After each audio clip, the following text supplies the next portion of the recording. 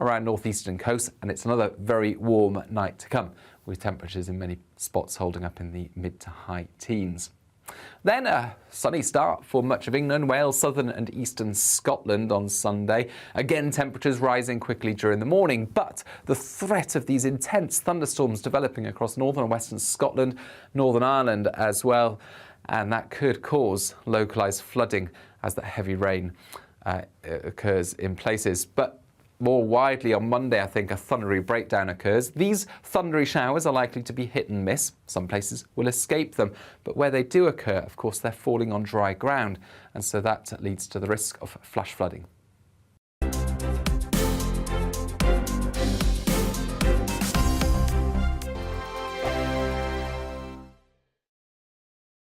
Join my show Farage, 7 p.m. till 8 p.m. Monday through Thursday, and there you will get opinion, analysis, debate, and I'll cover stories that nobody else dares to touch. You've been cancelled. Join the club. Oh my goodness me. And then for the last 15 minutes, talking pints. We're over a drink. We have a civilised conversation with someone. We very often disagree, but we do it in a grown-up way. Come and join me on Farage.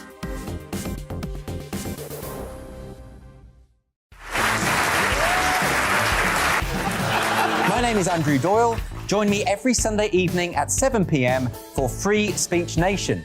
This is a show where we address current affairs and news stories of the week with the help of two wonderful comedian panellists. I brought in comics because I want to give it a lighter edge, and also they work for less. See you there.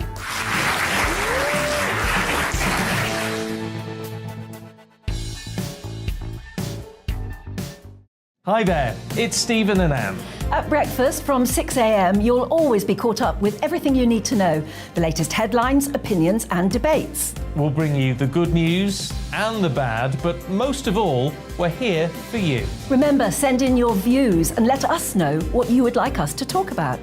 That's because we're your news channel. And every morning at 6 a.m, it's breakfast on GB News. I'm Dan Wootton. Join me Monday to Thursday from 9 to 11 for the feistiest and most fun news debate on TV, where free speech reigns. I'll bring you a sharp take on the day's biggest stories, bombshell newsmaker interviews, and A-list guests. And I guarantee you, no spin, no bias, no censorship, and no reason to go to bed. That's Dan Wootton Tonight, Monday to Thursdays from 9 on GB News.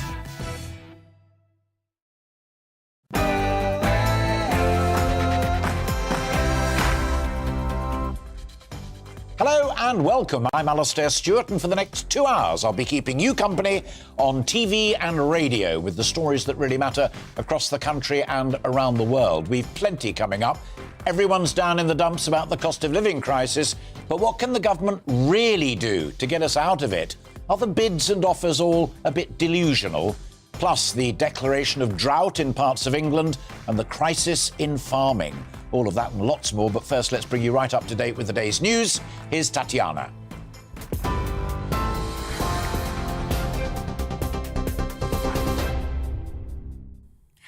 Good afternoon. It is 12 o'clock. I'm Tatiana Sanchez in the GB newsroom. Sir Salman Rushdie's agent says the author is on a ventilator and may lose an eye after he was attacked on stage during an event in New York yesterday. The 75-year-old was appearing at a literary festival when he was repeatedly stabbed in the neck and abdomen.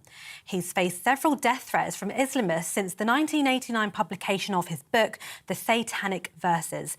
The New York State Police have named the suspect as 24-year-old Hadi Matar. He remains in custody. Well, speaking to GB News, the former US Trade Representative Steve Gill claimed security provided at the event was inadequate.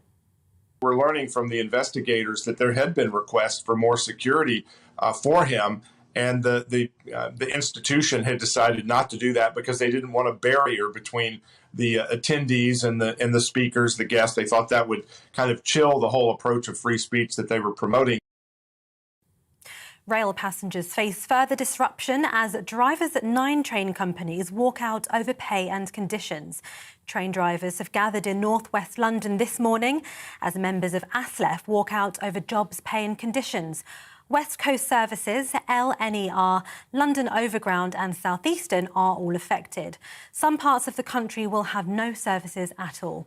The Independent's travel editor Simon Calder argues that unions are striking now to cause maximum disruption. Of course, what As Left, the train drivers union, wants to do is cause absolute peak damage to travel plans. And that's why they've chosen a Saturday in the middle of August, because they know it's really going to hit families hard. It's going to hit those travellers who absolutely depend on rail to get to and from their holidays, to go on day trips. They're just doing all they can to cause as much harm as they can. Meanwhile, the Post Office says they will stage fresh strikes for 3 days at the end of August. The Communication Workers Union has announced staff will walk out on the 26th, the 27th and the 30th in an escalating dispute over pay. New court documents show the FBI has seized several top-secret files during a search at Donald Trump's estate in Florida. A federal judge approved a warrant to carry out a search at the former president's Mar-a-Lago property. It's after the US government said it's possible he had violated the Espionage Act, a law that prohibits passing on or keeping national defense information. Well, Mr. Trump has denied any wrongdoing and said the items were declassified. The Wealth Secretary has become the first cabinet minister to publicly switch sides in the Tory leadership race, putting his support behind Liz Truss. Writing in the Daily Telegraph, Sir Robert Buckland says he believed the Foreign Secretary's economic policy would help the country through the current cost of living crisis. Sir Robert described Truss as the right person to lead the country forwards. Police have identified the remains of a man found after a fire in Greater Manchester as belonging to Vietnamese national. Well, 31-year-old Oik Van Nguyen was one of 4 people reported missing on July 21st following the fire at the Oldham Mill. Police say he maintained regular contact with his wife until the date of the fire in early May. The Environment Agency says drought conditions could last until next year. It's after more extreme heat is expected in the south of England this weekend, while the north is set to be struck by thunderstorms and floods. Amber weather warnings have been issued. Further water companies could also enforce stricter measures to conserve supplies, with Yorkshire Water being the latest to introduce a hosepipe ban. Well, Dr. Simon Boxall is a senior lecturer of oceanography at the University of Southampton, and he told GB News that we should plan for the future so this doesn't happen again. Compare us now to 1976, when we had the last big drought. We're much better prepared than we used to be. But you have got what is, tragically, a sort of a series of events which has brought this very, very dry weather. And I think we do need to think about this in the future, because we are going to see more of these droughts. Record numbers of people are getting checked for bowel cancer following the death of Dame Deborah James. The NHS says thanks to her campaigning, people are taking the illness seriously and speaking to their GPs about it. Its figures show over 170,000 people went for checks between May and July. Dame Deborah, known as Bowel Babe, died from the disease at the end of June, aged just 40. And US actress Anne Heche has died following a car crash last week. The actress is known for films such as Volcano, Donnie Brasco and the 1998 remake of Psycho.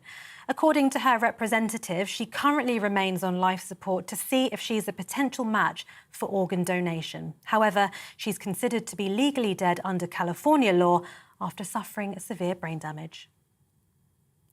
This is GB News. We'll bring you more news as it happens. Now it's back to Alastair Stewart and friends.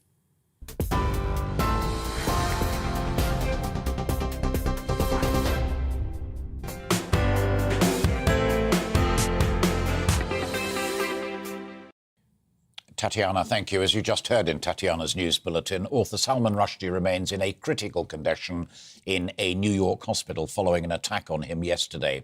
The doctors say that he is on a ventilator and warn that he may lose an eye. He's received threats ever since the publication of his novel, The Satanic Verses, in 1988, which resulted in a fatwa being issued against him. That is a death sentence from the supreme leader of Iran. But he dispensed with 24/7 bodyguards and tried to lead a relatively normal life in the United States of America. So, did he let his guard slip too soon? Had the authorities in the United States underestimated that threat? Joining me now to discuss this further is the former head of counter-terrorism at the Ministry of Defence here in the UK, former General Chip Chapman. Chip, good of you to find time for us this Saturday afternoon. He made that risk assessment and he simply got it wrong. Well, I don't think it really is for him to make that risk assessment. Threat really has three component parts. It has intent, which Hadi Matter obviously showed by 2 attempted murders yesterday. It has capability, which he showed by bringing a bladed weapon and then was able to get on the stage. And he had the opportunity. So not only was he granted that entry, but there was no barrier for him to get on the stage. We do know that there were 2 security guards who acted very quickly, but there was no depth between Salman Rushdie and the assailant. So somewhere the risk assessment and the vulnerability assessment that you would do around a potential target was failed in the extreme. Because as folk will have just heard in Tatiana's news bulletin with the interview there from America, that the organisers of this event, which was all about celebrating freedom of speech, the right to say what you want to say and write what you want to say, they said they did not want to have higher profile security. In this country, would the authorities have overruled that? Yeah, and I think certainly since the Manchester attack in 2017, protection is a responsibility, not a mission, but it's for the people, not only the event organisers, but for those in the city jurisdictions. And of course, in America, there are 18,000 different jurisdictions of law and order. So somewhere, someone let their guard down on this. But more interestingly, in a way, is this chap, Hadi Matter, was 24. Most 24-year-olds would never heard of Salman Rushdie and would never heard of the Satanic Verses. So really the process of what got him to a position where he could wander into this event, a ticketed event where he had a ticket, how did that process occur? And so there's a number of questions we would ask ourselves on this. Is there another attack coming? I suspect it's not. Is there one person, just him, or is there a network? What role did the community play, if any? And of course, they'll be exploiting his computers and his phones to see what was on there. And it does look like he was a Lebanese Shia extraction. Of course, the Iranian regime is Shia. And lastly, we all often look at what mistakes did government or officials make.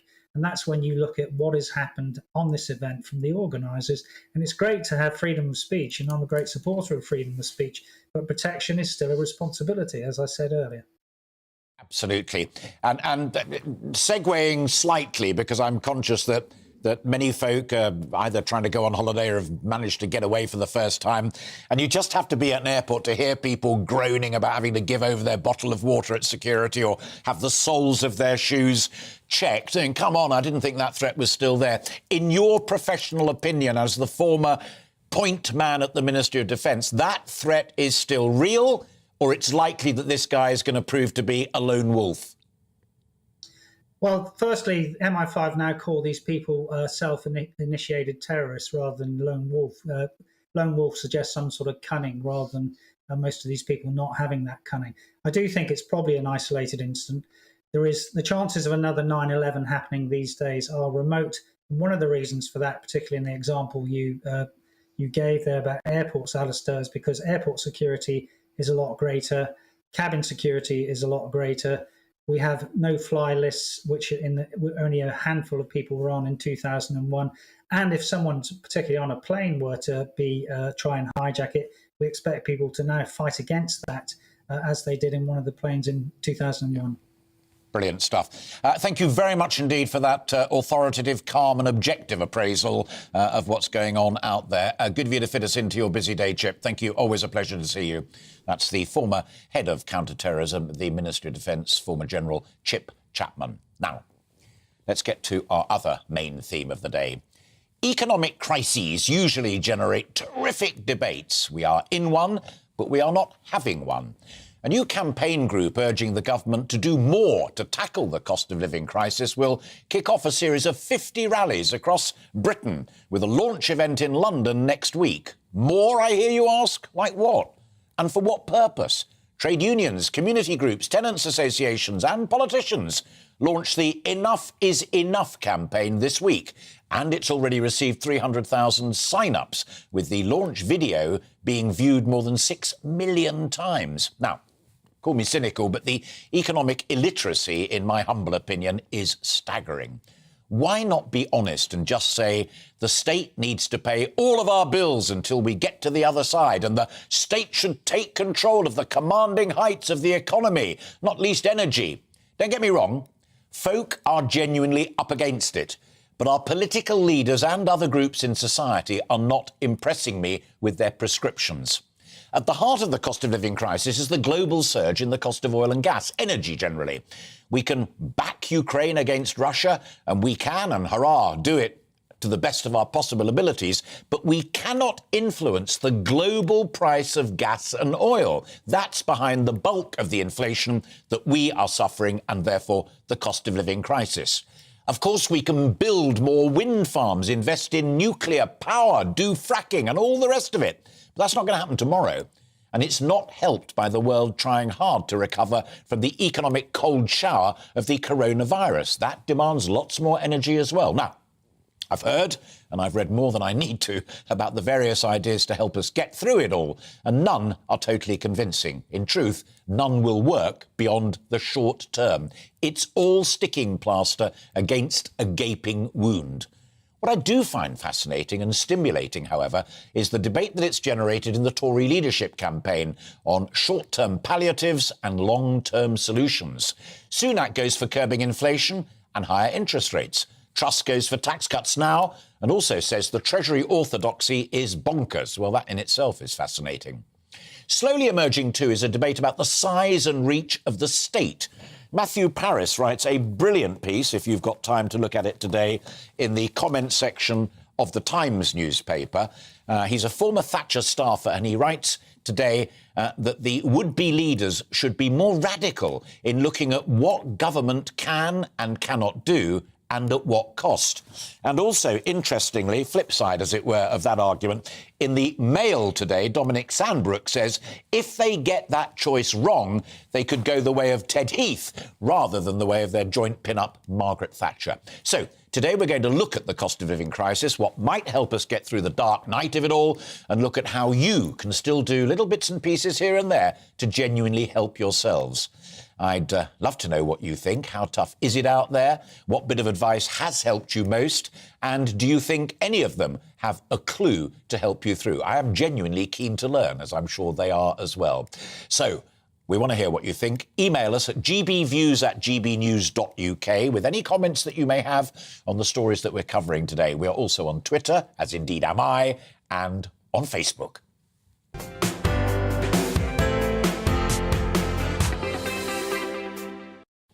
So let's start that conversation with a good friend of mine, Vicky Price. Vicky is the former joint head of the UK's Government Economic Service and Chief Economic Advisor at the Centre for Economics and Business Research. Great of you to join us. Am I too cynical, or was that about right? It's energy, we can't do much about it, and all of the amounts of money that Sunak, Truss and Labour are talking about are as nothing.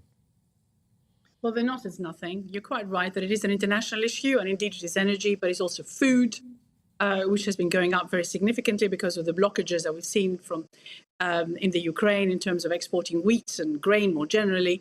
So, yes, it is international, but there are things that you can do. And I think not necessarily in terms of bringing inflation down in the short term, but certainly in terms of alleviating some of the problems that people are having right now, and particularly those at the lower end of the income scale who spend most of their money every week on food, energy, heating their houses, for example, and of course transport, where fuel costs have gone up quite significantly as well. So yes, you can do something about this. You can redistribute money to them, but you're not going to be affecting the overall rate of inflation in any meaningful sense until really some of those international factors have resolved themselves.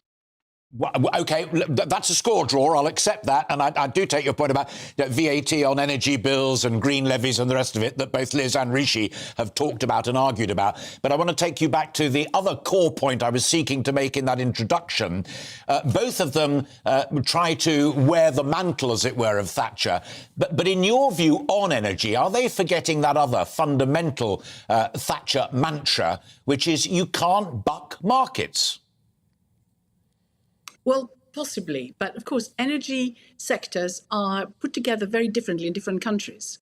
So there are some places where energy companies are state-owned or mostly state-owned, and where the governments, like in France, have insisted that the price rises to consumers are kept to a minimum. In the case of France, just 4%. It's one of the reasons why France has such low inflation by comparison to loads of other countries. And there are different structures in different places where the impact of the higher energy prices have hit consumers very quickly. And we have inflation, which is over 20% in the Baltic states, for example, the ones that are quite close to Russia and where they have been cut off from any exports of gas from Russia to them.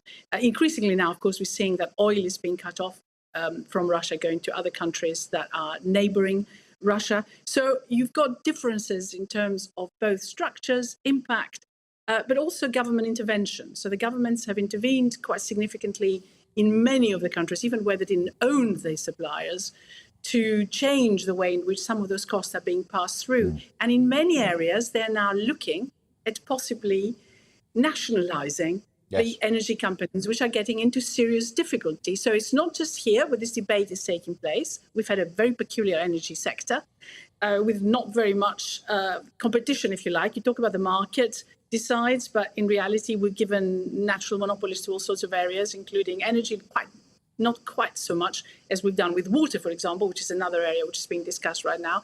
So looking at whether some of those companies that we have created and now a lot of competition to develop can really survive in this environment, whether we're looking to see something different emerge out of this crisis is a very open question right now. And I think either leader is going to have to look at that.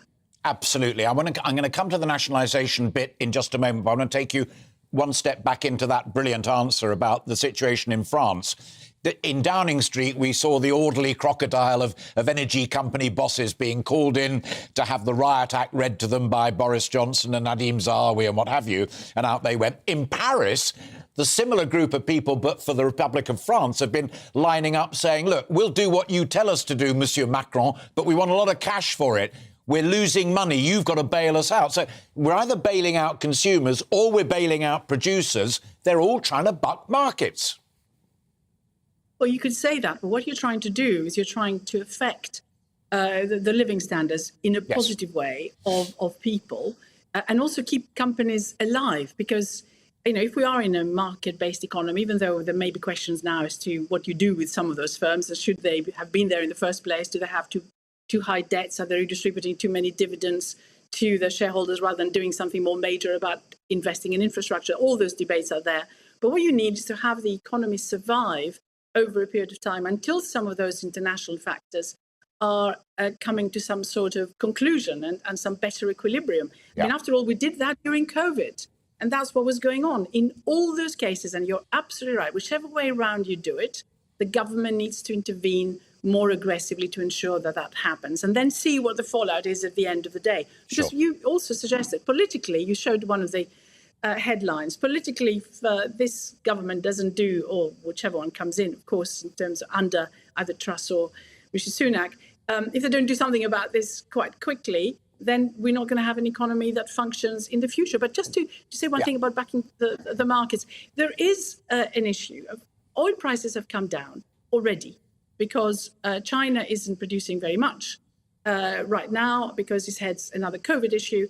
And we've seen also demand, actually, interestingly enough, coming down as well. So we've seen that at the fuel pumps.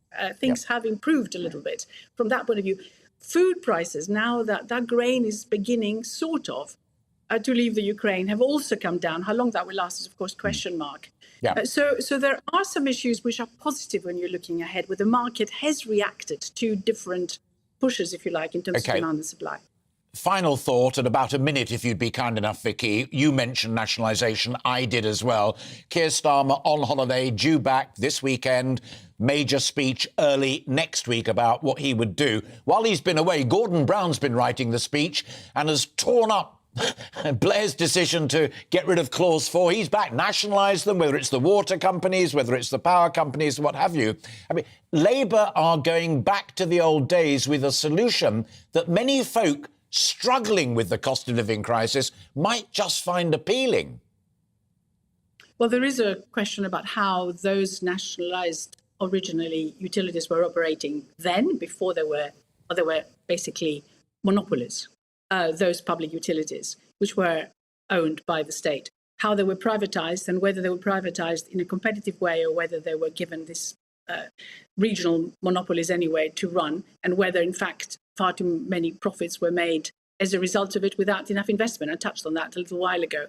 So what has happened, of course, since the COVID crisis and what's going on now is that we've seen that some of the ways in which they were run were not right. So we had to rethink the energy sector. Did we allow too much competition? We've had to intervene quite significantly to support a number of those companies anyway. So you could argue that we've moved towards renationalising them up to a point. But look more, I'm going to have to, Vicky, I'm Eric. going to park it there. That's a perfect point to end upon, because that's the debate that we want to have, and that's the debate that the country needs to have, and be crystal clear about it. Meantime, thank you very much for breaking into your own holiday and joining us live. It's always a pleasure to talk to you. Thank you very much indeed. Vicky Price there, the former joint head of the UK's Government Economic Service and Chief Economic Advisor at the Centre for Economics and Business Research. Now, joining me now, I'm delighted to say, is Jeff Hu. Jeff's the City and Financial Editor at The Express. Howe, rather. I do beg your pardon, Jeff, sorry. And there he is. Can I go back to the start of what I was saying to Vicky Price there? And it's a little bit of beating ourselves up, as it were. I get the sense that the media aren't really telling it straight. She says help has got to be given if you're going to keep these industries going and help people through the cost of living crisis.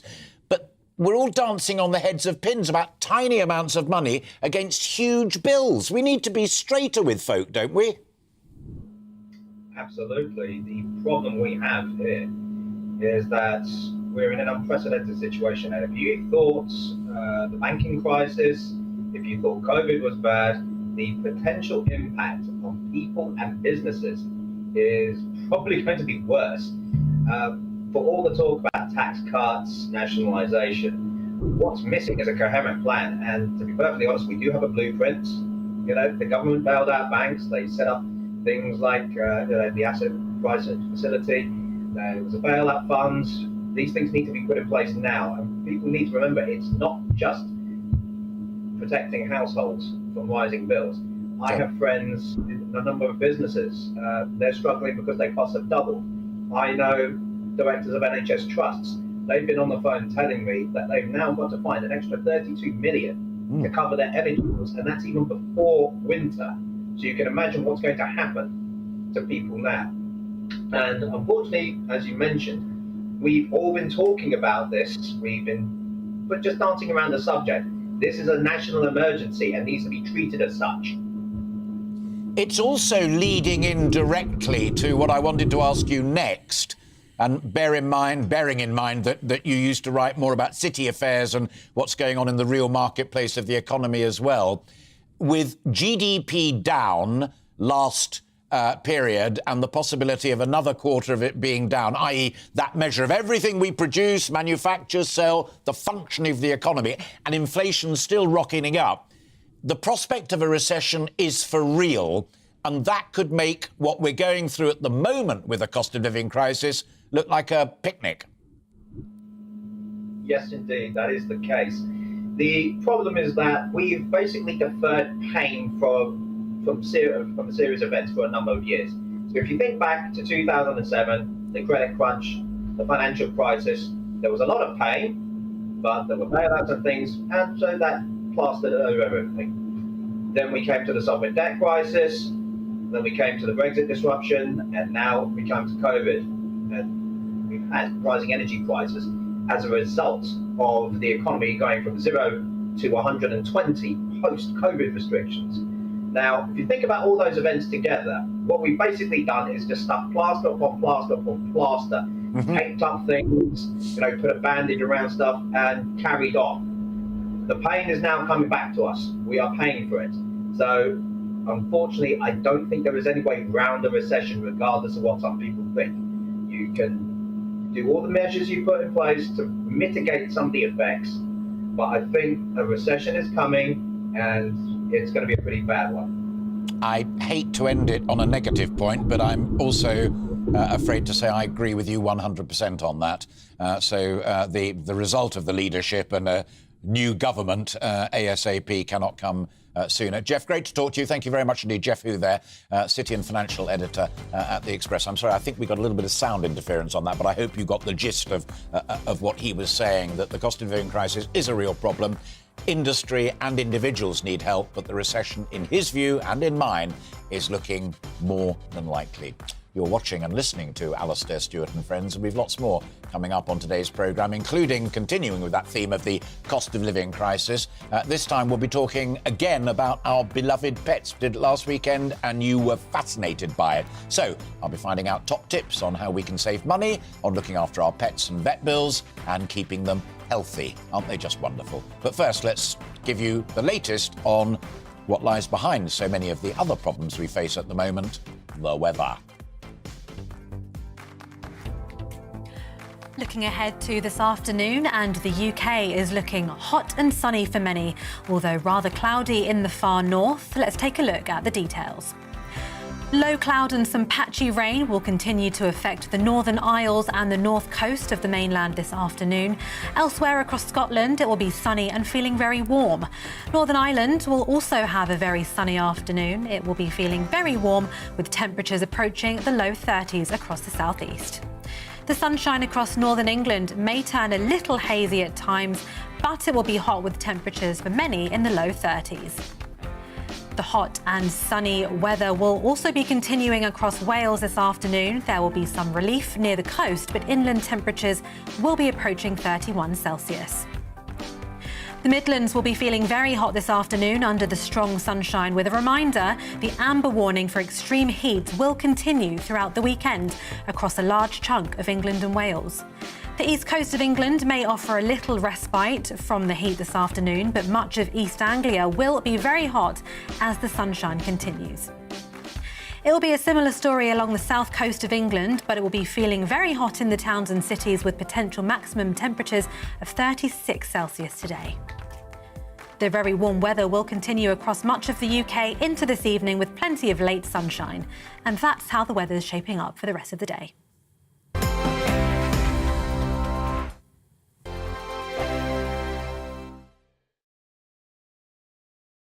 Join my show Farage, 7 p.m. till 8 p.m. Monday through Thursday, and there you will get opinion, analysis, debate, and I'll cover stories that nobody else dares to touch.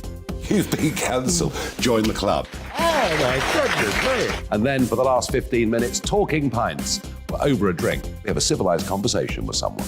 We very often disagree, but we do it in a grown-up way. Come and join me on Farage.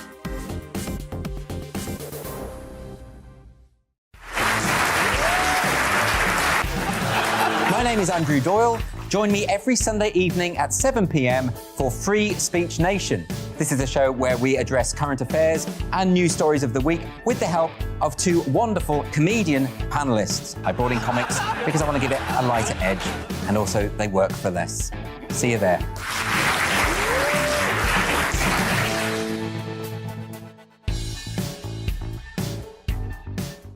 Hi there, it's Stephen and Anne. At breakfast from 6 a.m, you'll always be caught up with everything you need to know, the latest headlines, opinions and debates. We'll bring you the good news and the bad, but most of all, we're here for you. Remember, send in your views and let us know what you would like us to talk about. That's because we're your news channel. And every morning at 6 a.m, it's breakfast on GBNews.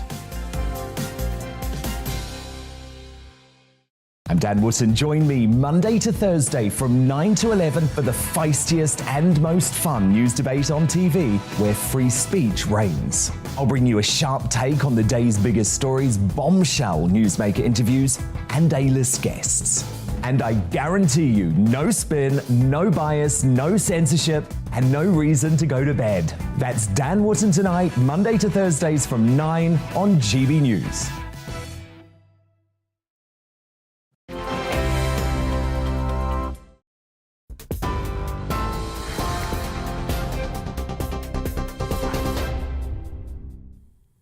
It's 12:31. I am Tatiana Sanchez in the GB newsroom.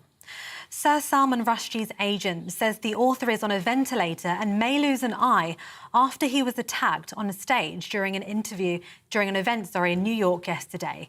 The 75-year-old was appearing at a literary festival when he was repeatedly stabbed in the neck and abdomen. He's faced several death threats from Islamists since the 1989 publication of his book, The Satanic Verses. New York State Police have named the suspect as 24-year-old Hadi Mattar. He remains in custody. Train drivers have gathered in northwest London as members of ASLEF walk out over jobs, pay and conditions. Rail passengers face further disruption as drivers at 9 train companies walk out over pay and conditions. West Coast services, LNER, London Overground and South Eastern are all affected. Some parts of the country will have no services running at all. New court documents show the FBI has seized several top-secret files during a search at Donald Trump's estate in Florida. A federal judge approved a warrant to carry out a search at the former president's Mar-a-Lago property. It's after the US government said it's possible he had violated the Espionage Act, a law that prohibits passing on or keeping national defense information. Mr. Trump has denied any wrongdoing and said the items were declassified. The Environment Agency says drought conditions could last until next year. It's after more extreme heat is expected in the south of England this weekend, while the north is set to be struck by thunderstorms and floods. Amber weather warnings have been issued. Further water companies could also enforce stricter measures to conserve supplies, with Yorkshire Water being the latest to introduce a hosepipe ban. TV, online and DAB Plus radio. This is GB News. Now it's back to Alastair Stewart and friends.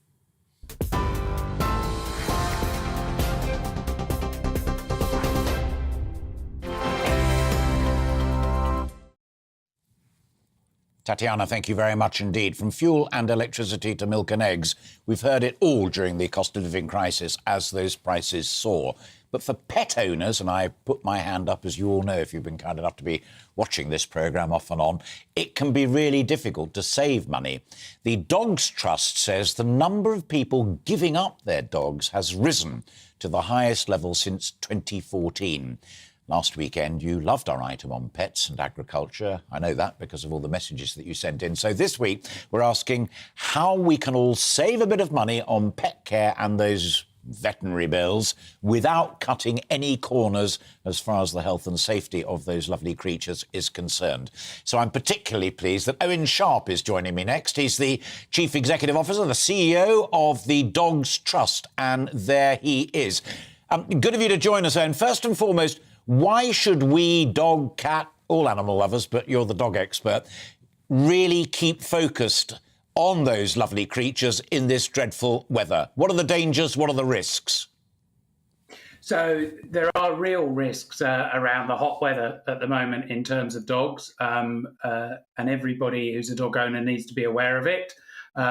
You shouldn't be exercising your dog in temperatures like this. So we're in a time when if you do need to get your dog out, you need to do it very early or late at the time. And dogs can be very badly affected by the heat. So we do need to be all very aware of it. But we've got that concern as dog owners. At the same time, we're seeing real increasing numbers of people getting very concerned and actually some getting to a state of having to give up their dogs because of the cost of living. So these two things coming at once off the back of a pandemic does mean it's a little bit of a, it's the wrong phrase, but a perfect storm of concerns in the animal welfare world at the moment. Absolutely. Tell me about it. I mean, the cost of food for dogs and cats and all pets is pretty blooming expensive anyway, and now water is under increasing control. What's your advice directly to somebody listening to this conversation thinking, look, yeah, I can barely pay my electricity bill. I'm afraid something's got to go, and it's going to be the dog. I mean, we live in the countryside and often see dogs just left at the side of the street, side of the road. It's heartbreaking. What should people do who are wrestling with those choices?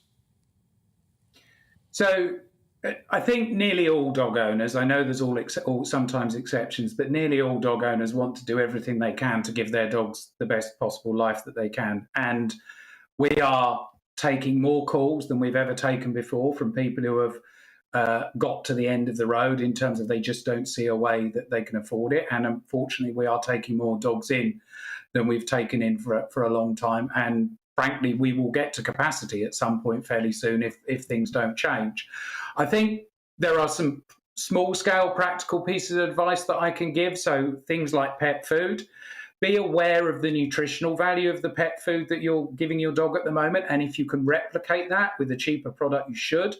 Similarly, with pet insurance, I would always tell people to maintain pet insurance because if those big bills come, that's going to help you. But you should search around for an equivalent price with the same level of cover. You might be able to get something cheaper. And then at a slightly bigger level, if you are struggling and you're starting to struggle, talk to us at Dogs Trust, talk to other animal welfare organisations early. We might be able to do some things to help. It's much harder to help if things have gone on for a long time and it's got to crisis point. So talk to us early on and certainly go and look at our website. You might see some great tips on there that would really help. I'm totally impartial in this matter, but I agree with that last point particularly. It's a fantastic website and other dog charities are available, but that's a particularly good one because it's about practical advice and guidance. God forbid that it gets to the point where vets do become involved. And you mentioned insurance. Not an option for everybody because even though you can shop around, it's still pretty expensive. I get the sense, and we had a vet on last weekend, that they're up against it as well. They're seeing a lot more people coming in with pets who really are suffering and they just don't know what to do. Yes, it's very true. There are a lot of pressures on the vet profession at the moment. They've been struggling for a while through the pandemic in terms of availability of vets, and particularly vet nurses is a real employment shortage in the UK. So there's a lot of pressure for them there. And there's probably a little bit like we've heard with people. There are probably quite a few medical conditions that didn't get seen soon enough during the pandemic, so they may be a bit more complicated. We at Dogs Trust are getting more dogs in with quite complex medical conditions than we've seen before. So I think, like a lot of things, talk to your vet, talk to them early, because sometimes there are preventative things that you can do. You might be fearful about the costs. Some vets can find ways to help you cover some of the costs. And then once again, if you've really got to a point of struggling, talk to Dogs Trust, talk to other organisations. There are organisations who may be able to help in that space, who actually do provide some subsidised vet care in some circumstances. So I think the overall message is, if it's getting tough, reach out sooner rather than later, because we might be able to help. Brilliant. So good of you to join us. All very sensible, practical advice there. Owen Sharp, really good to see you. Thank you very much indeed for joining us. That's Owen Sharp there, who's the CEO of Dogs Trust. And as I say, it is there online. Two little bits of advice I would add from my own personal perspective. One is, don't overfeed your pets. If it says 2 scoops, stick to 2 scoops, because they're greedy little devils. They'll eat whatever you put there. And the second thing is, if you can possibly avoid having to see a vet out of hours, do that. Try and make sure that it's within hours unless it's a real crisis, because out of hours can break you. I can assure you of that. You're watching and listening to Alastair Stewart and Friends, and we've plenty more still to come this afternoon, including, as always on this programme, we like to keep the Ukraine war in our news agenda. And this week we are discussing how foreign policy may have escaped much of the leadership contest. That after this break.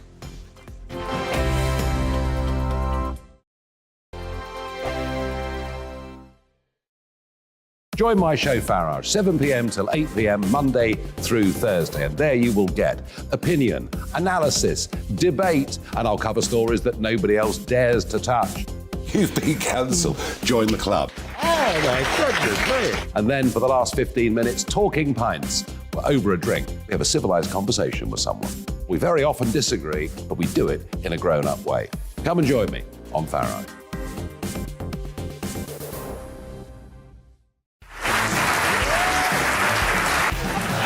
My name is Andrew Doyle. Join me every Sunday evening at 7 p.m. for Free Speech Nation.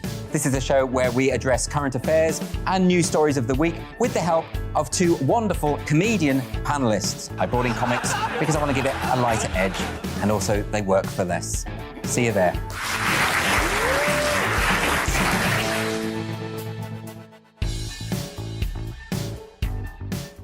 Hi there, it's Stephen and Anne. At breakfast from 6 a.m, you'll always be caught up with everything you need to know, the latest headlines, opinions and debates. We'll bring you the good news and the bad, but most of all, we're here for you. Remember, send in your views and let us know what you would like us to talk about. That's because we're your news channel. And every morning at 6 a.m, it's breakfast on GB News.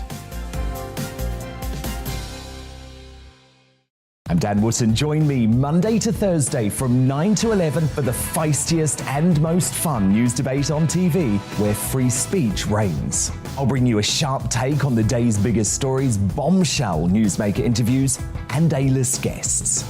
And I guarantee you, no spin, no bias, no censorship, and no reason to go to bed. That's Dan Wootton Tonight, Monday to Thursdays from 9 on GB News.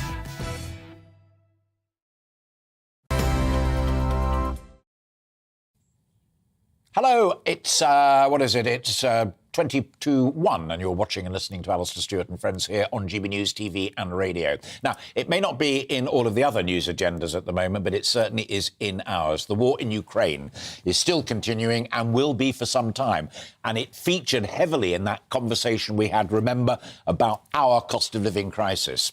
But has the conversation around foreign policy and defence slightly escaped the race to number 10 as well? We'll be coming to that in just a moment, but I'm first delighted to be joined live from Ukraine by a good friend of this programme, Lesia Vasilenko, who is a Ukrainian MP and lawyer, and my briefing notes tell me that there she is live in Kiev and is not afraid to use her gun, which she is fully trained to use. Goodness me, I like to remind people of that as well, Lesia. First and foremost, do you sense right now that events on the ground have turned sharply in your favour? I wouldn't say as sharply as we would like.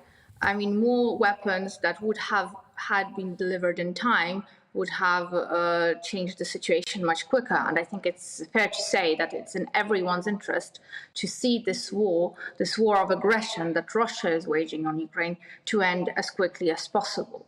It's in the interest of Ukraine and Ukrainians like myself, but it's also in the interest of British people and French people and Americans who are essentially helping and are forced to help Ukraine, to help democracy fight with the aggressor and fight with a totalitarian regime. We're picking up here in sensibly written and researched articles a sense on the ground that Russia is up against it. And we're looking at pictures now for folk who are listening to our conversation, Lesia, on radio rather than television, both of which are available, of conflict on the ground. But that Russia is having sufficiently a tough time of it, that in certain areas they're beginning to retreat again, poised to regroup. Do you sense that as well? That is exactly what they're doing. They retreat to regroup and to launch more attacks. And this is why Ukraine's request for sustainable deliveries of weapons is still there on the table. And we need to have all the means, the instruments to fight against Russia's possible aggressive outbursts, which will be there and which will be there throughout autumn and the winter if Russia is not pushed back. The past experience has shown us loud and clear that that country with Vladimir Putin at its leadership does not understand anything but a force bigger than itself. And this is what Ukraine has to become. This is what Ukraine is bound to become with the assistance that Ukraine is getting from all our different partners. Yeah, absolutely. Twice in this conversation, Lesia, you've mentioned the importance of the flow of armaments, equipment, rockets, all the rest of it, to your forces so that you can fight this fight. There was a big conference in Stockholm recently. Ben Wallace repeated UK's pledge. Do I get the sense from you this afternoon that some other allies are going slightly off the boil? Well, not so much. I think that we're in a good place right now.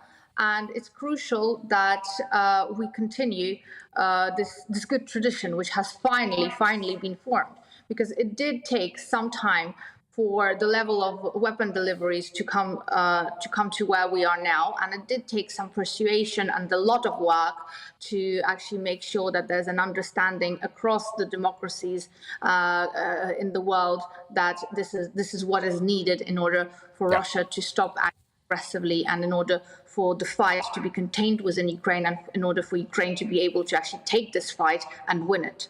Yeah. Final question, and again, because people do watch us on television but also listen to us on radio, as you were giving that final answer about the need to have that equipment and maintain that struggle, not only for Ukraine but for the rest of the world, as it were. We were showing pictures of Boris Johnson, the outgoing UK Prime Minister, and Jens Stoltenberg, the Secretary-General of NATO.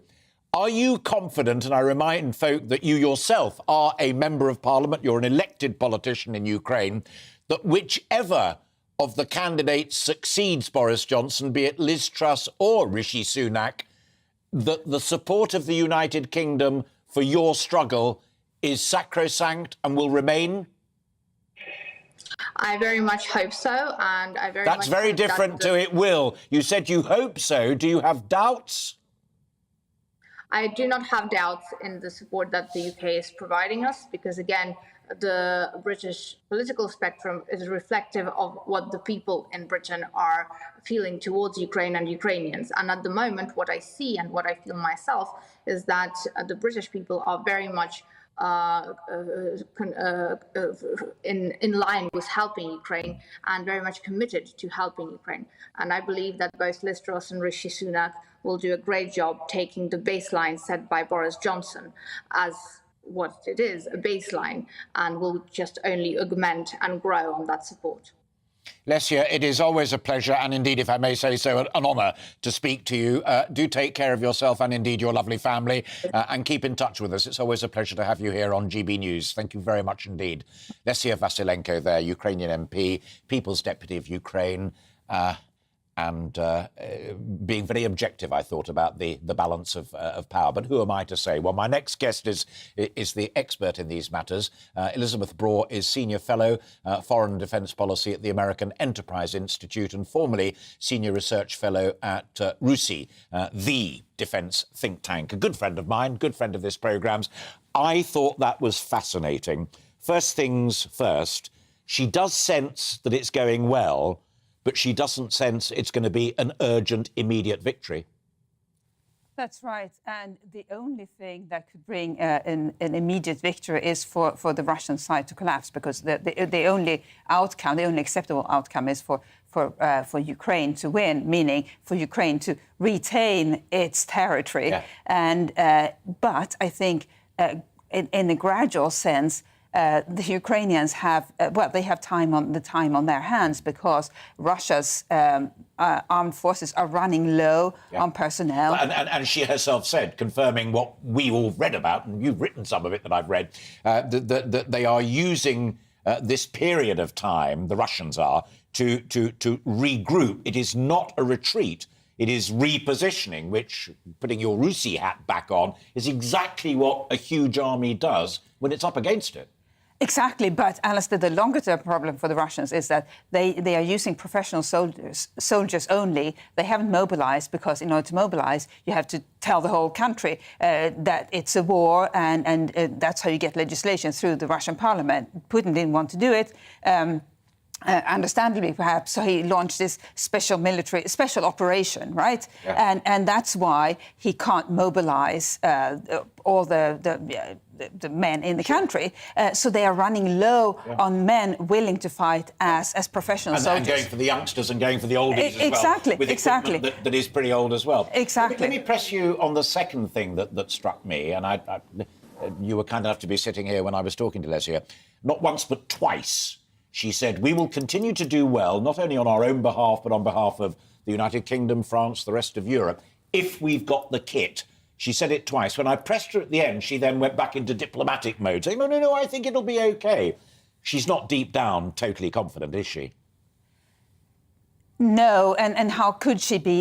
It all depends on the political mood in each and every Western country. At the moment, the UK is doing very well, and I think it will remain committed. America will remain committed because there is bipartisan support bipartisan support for Ukraine, for continued military assistance through weapons and indeed through money for Ukraine.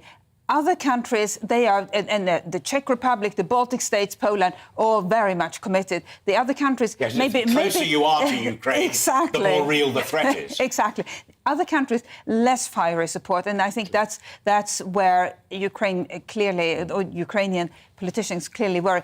If I may make another point, Alistair, the one decisive factor in this is the Russian public. And that's why one important tool we have as the West is visas for Russians. They love coming to our countries, but it's getting a visa to another country is not a right. It's within the gift of that country. Do you sense that's what Liz Truss specifically meant then when she was talking about, if I win, I will toughen up the sanctions? There are other things that we can do. Probably, yeah. Because sanctions, we have to remember, the sanctions to date have been personal sanctions against oligarchs and top officials. Well, most Russians are not oligarchs or top officials, but... And Abramovich's yachts are all born up in Turkey, so they're safe anyway. Exactly. Yeah. But, Alistair, the point is that lots of Russians like to go to Western countries for their holidays, and that is... something that they can still enjoy doing because they can get Schengen visas. And I think it is within our right, and in fact, it is our duty to communicate to the Russian public that this is not your right. We may grant you the visas, but we may decide that if you're going to continue supporting this war, you don't have a right to holiday in our countries. Always good to see you. Thank you for listening so intently to what Alessia was saying. And you come back and see us anytime. You're always welcome. Elizabeth Broad, thank you very much indeed. Senior Fellow there, Foreign and Defence Policy at the American Enterprise Institute. Now, time for the drought. Not the meteorology or the hosepipe ban specifically, but what it means for our food factories, agriculture. If you're a gardener, I feel for you. But we all need food, and the real crisis is therefore in agriculture. The Environment Agency's declared a drought in England after its driest summer for 50 years, and they are warning that it could continue into next year. I'm delighted to be joined now by an old friend of mine and this programme, Mark Tufnell, who's the president of the Country Land and Business Association and is on the Environment Agency drought group that declared a partial drought in the UK yesterday, and himself is a farmer. You tick all of the boxes. First of all, give us a flavour of that meeting yesterday that came to that decision. Well, it's a meeting that has a lot of stakeholders involved, from the Angling Trust through to the National Farmers Union, the Environment Agency, and of course the Country Land and Business Association. And the hydrological areas are assessed, the water levels are looked at very carefully, and we move from prolonged drought through to drought status. And that allows the water companies in areas to go to look at temporary use bans, which many of them are going to be bringing in. We've got 8 drought-affected areas at the moment, and it's a direction for the public to conserve as much water as they possibly can. Totally agree with that, and that was what I understood from reading the reports today. But I also read in the Times newspaper this morning that those water companies who say, oh yes, we'll speed up repairing leaks, also distributed £1,000 million in dividends in the last year. They're not doing too badly, are they? While we all take the brunt of this drought. Well, I know that's a criticism that everybody could make of a private company, but they need the funds to invest, and they have looked at leaks, and they are doing as much as they can. We within the CLA would obviously argue that they should do more, as everybody should.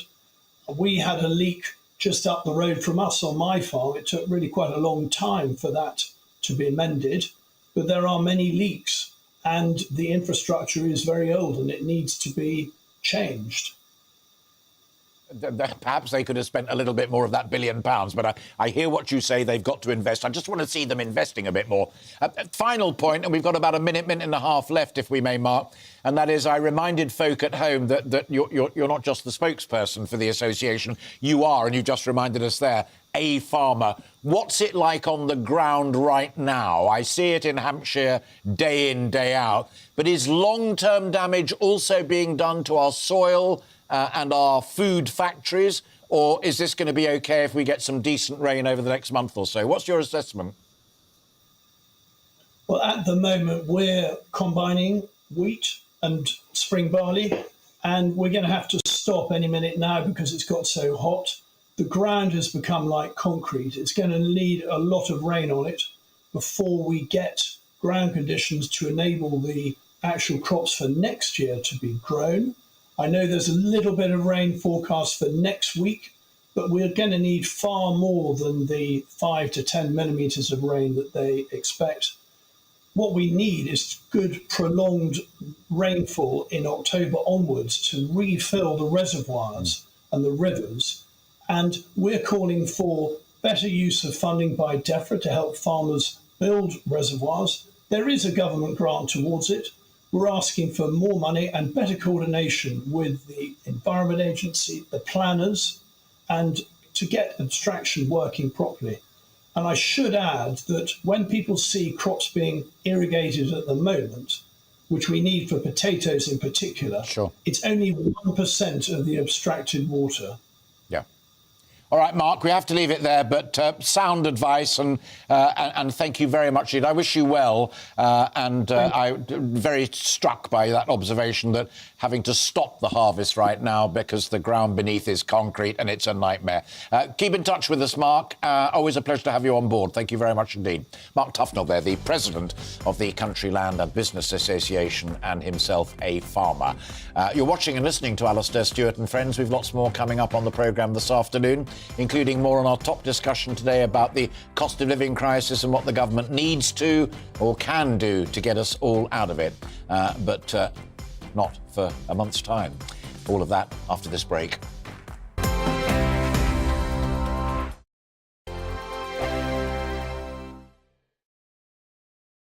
Join my show Farage, 7 p.m. till 8 p.m. Monday through Thursday. And there you will get opinion, analysis, debate, and I'll cover stories that nobody else dares to touch. You've been cancelled. Join the club. Oh, my goodness me. And then for the last 15 minutes, talking pints. We're over a drink. We have a civilised conversation with someone. We very often disagree, but we do it in a grown-up way. Come and join me on Farage.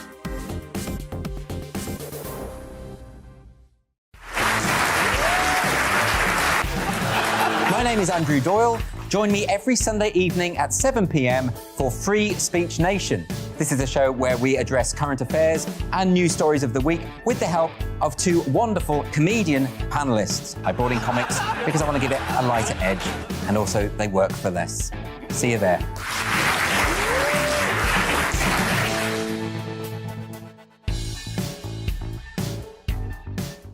Hi there, it's Stephen and Anne.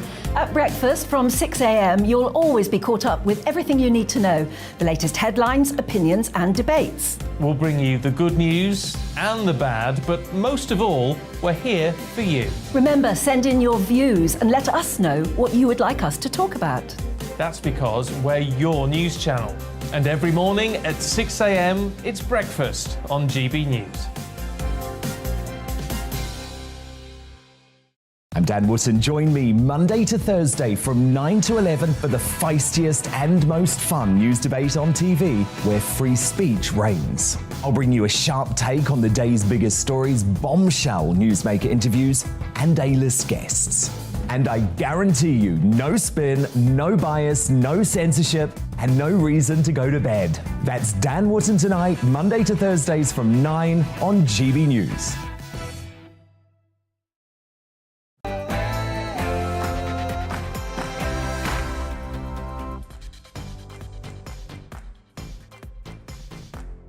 And welcome if you've just joined us. Hello, and thanks for being with us from 12 o'clock. This is your second hour. I am Alastair Stewart, and we are into the final hour of the programme. I'll be keeping you company here on TV and radio, with plenty more still to come, including more on our top discussion about the cost of living crisis. Everyone's down in the dumps about the economic state of our country, but what does the government need to do to get us out of it? What can it do to get us out of it? Plus, we'll be discussing the declaration of drought in England.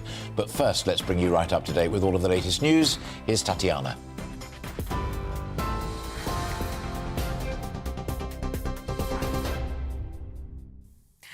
Good afternoon. It's 1 minute past 1. I'm Tatiana Sanchez in the GB newsroom.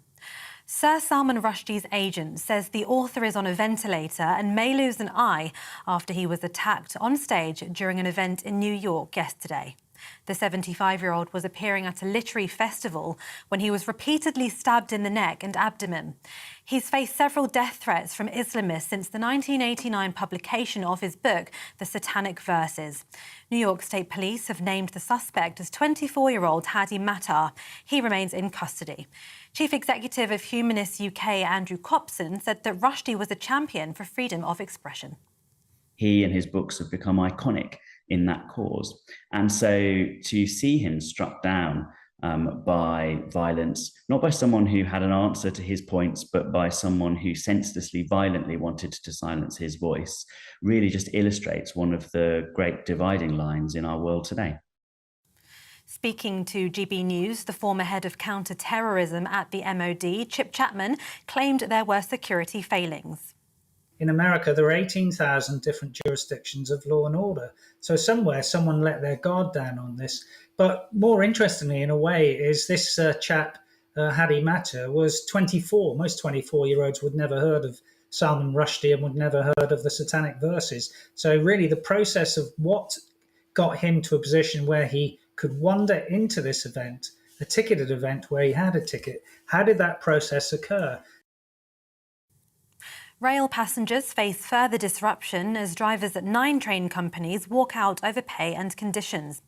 Train drivers have gathered in northwest London this morning as members of ASLEF walk out over jobs, pay and conditions. West Coast services LNER, London Overground and South Eastern are all affected. Some parts of the country will have no services at all. The Independent's travel editor Simon Calder argues that unions are striking now to cause maximum disruption. Of course, what ASLEF, the Train Drivers Union, wants to do is cause absolute peak damage to travel plans. And that's why they've chosen a Saturday in the middle of August, because they know it's really going to hit families hard. It's going to hit those travellers who absolutely depend on rail to get to and from their holidays, to go on day trips. They're just doing all they can to cause as much harm as they can. New court documents show the FBI has seized several top-secret files during a search at Donald Trump's estate in Florida. A federal judge approved a warrant to carry out a search at the former president's Mar-a-Lago property. It's after the US government said it's possible he'd violated the Espionage Act, a law that prohibits passing on or keeping national defense information. Mr. Trump has denied any wrongdoing and said the items were declassified. The Welsh Secretary has become the first cabinet minister to publicly switch sides in the Tory leadership race, putting his support behind Liz Truss. Writing in the Daily Telegraph, Sir Robert Buckland says he believed the Foreign Secretary's economic policy would help the country through the current cost of living crisis. Sir Robert described Truss as the right person to lead the country forwards. Well, speaking to Esther and Philip, Brexit Minister Jacob Rees-Mogg also said he's supporting Truss. I think having somebody who understands that what they thought earlier in life isn't right, and particularly with the referendum, accepts enthusiastically what the British people gave her to deal with. And she's not alone in that. I've always thought the most impressive Remainers are the ones who, once the result came in, said, OK, that's it, I'm accepting it, and I want now to do it properly. And there are a number of those. There are quite a lot who say that and don't really mean it. But I found in government that Liz, other than the Prime Minister himself, was my greatest supporter for getting Brexit opportunities.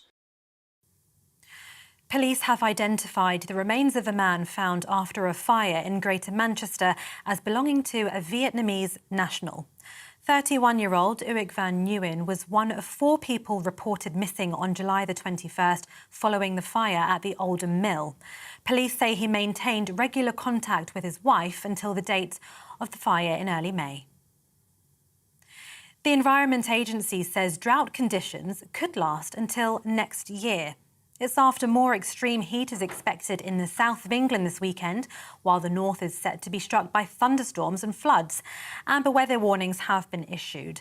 Further water companies could also enforce stricter measures to conserve supplies, with Yorkshire Water being the latest to introduce a hosepipe ban.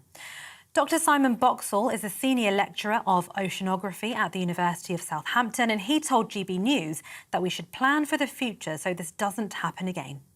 Compare us now to 1976, when we had the last big drought. We are much better prepared than we used to be. But you have got what is tragically a sort of a series of events which has brought this very, very dry weather. And I think we do need to think about this in the future, because we are going to see more of these droughts. This is GB News. We'll bring you more news as it happens. Now it's back to Alastair Stewart and friends.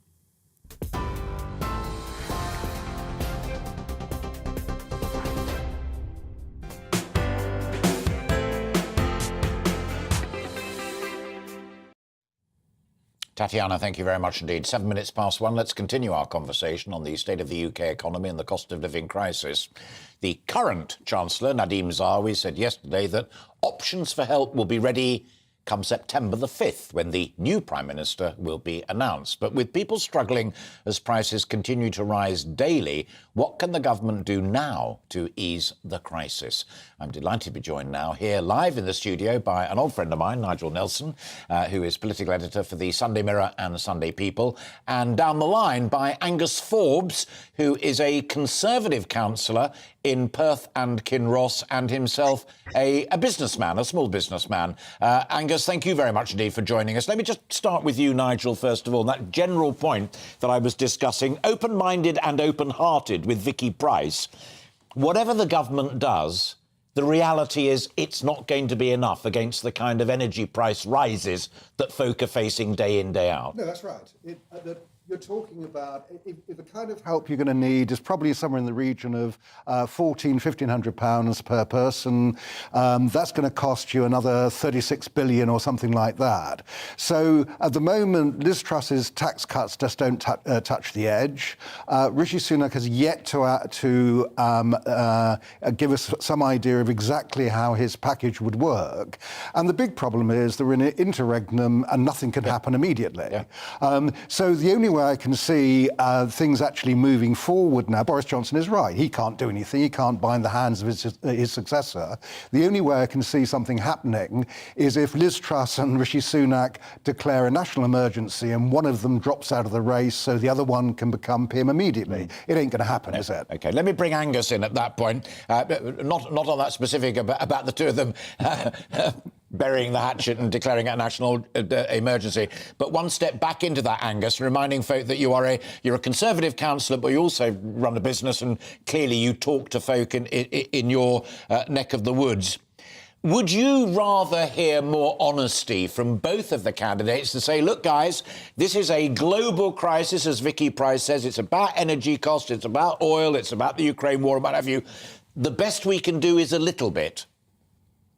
Yes, I would. I mean, I think people desperately want to hear something from government. I hear this from constituents on a daily basis. You know, something has to be done is what people say to me all the time. I don't know what the government can do, as we just heard. We're into billions of pounds to resolve this. But I do think a degree of honesty from both candidates to say we just can't fix this in the short term is really what's needed.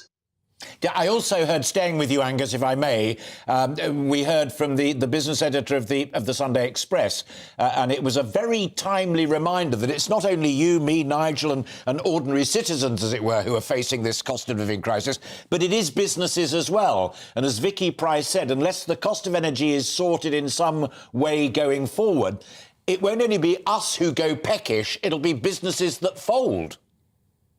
Yeah, absolutely. Now, my business is tiny. I'm a sole trader. I'm a small-time photographer. So the cost of energy isn't making any difference to my business. But I do deal with and speak to businesses across my ward on a regular basis, and they are seeing that, particularly huge businesses that run large factories and consume huge amounts of power.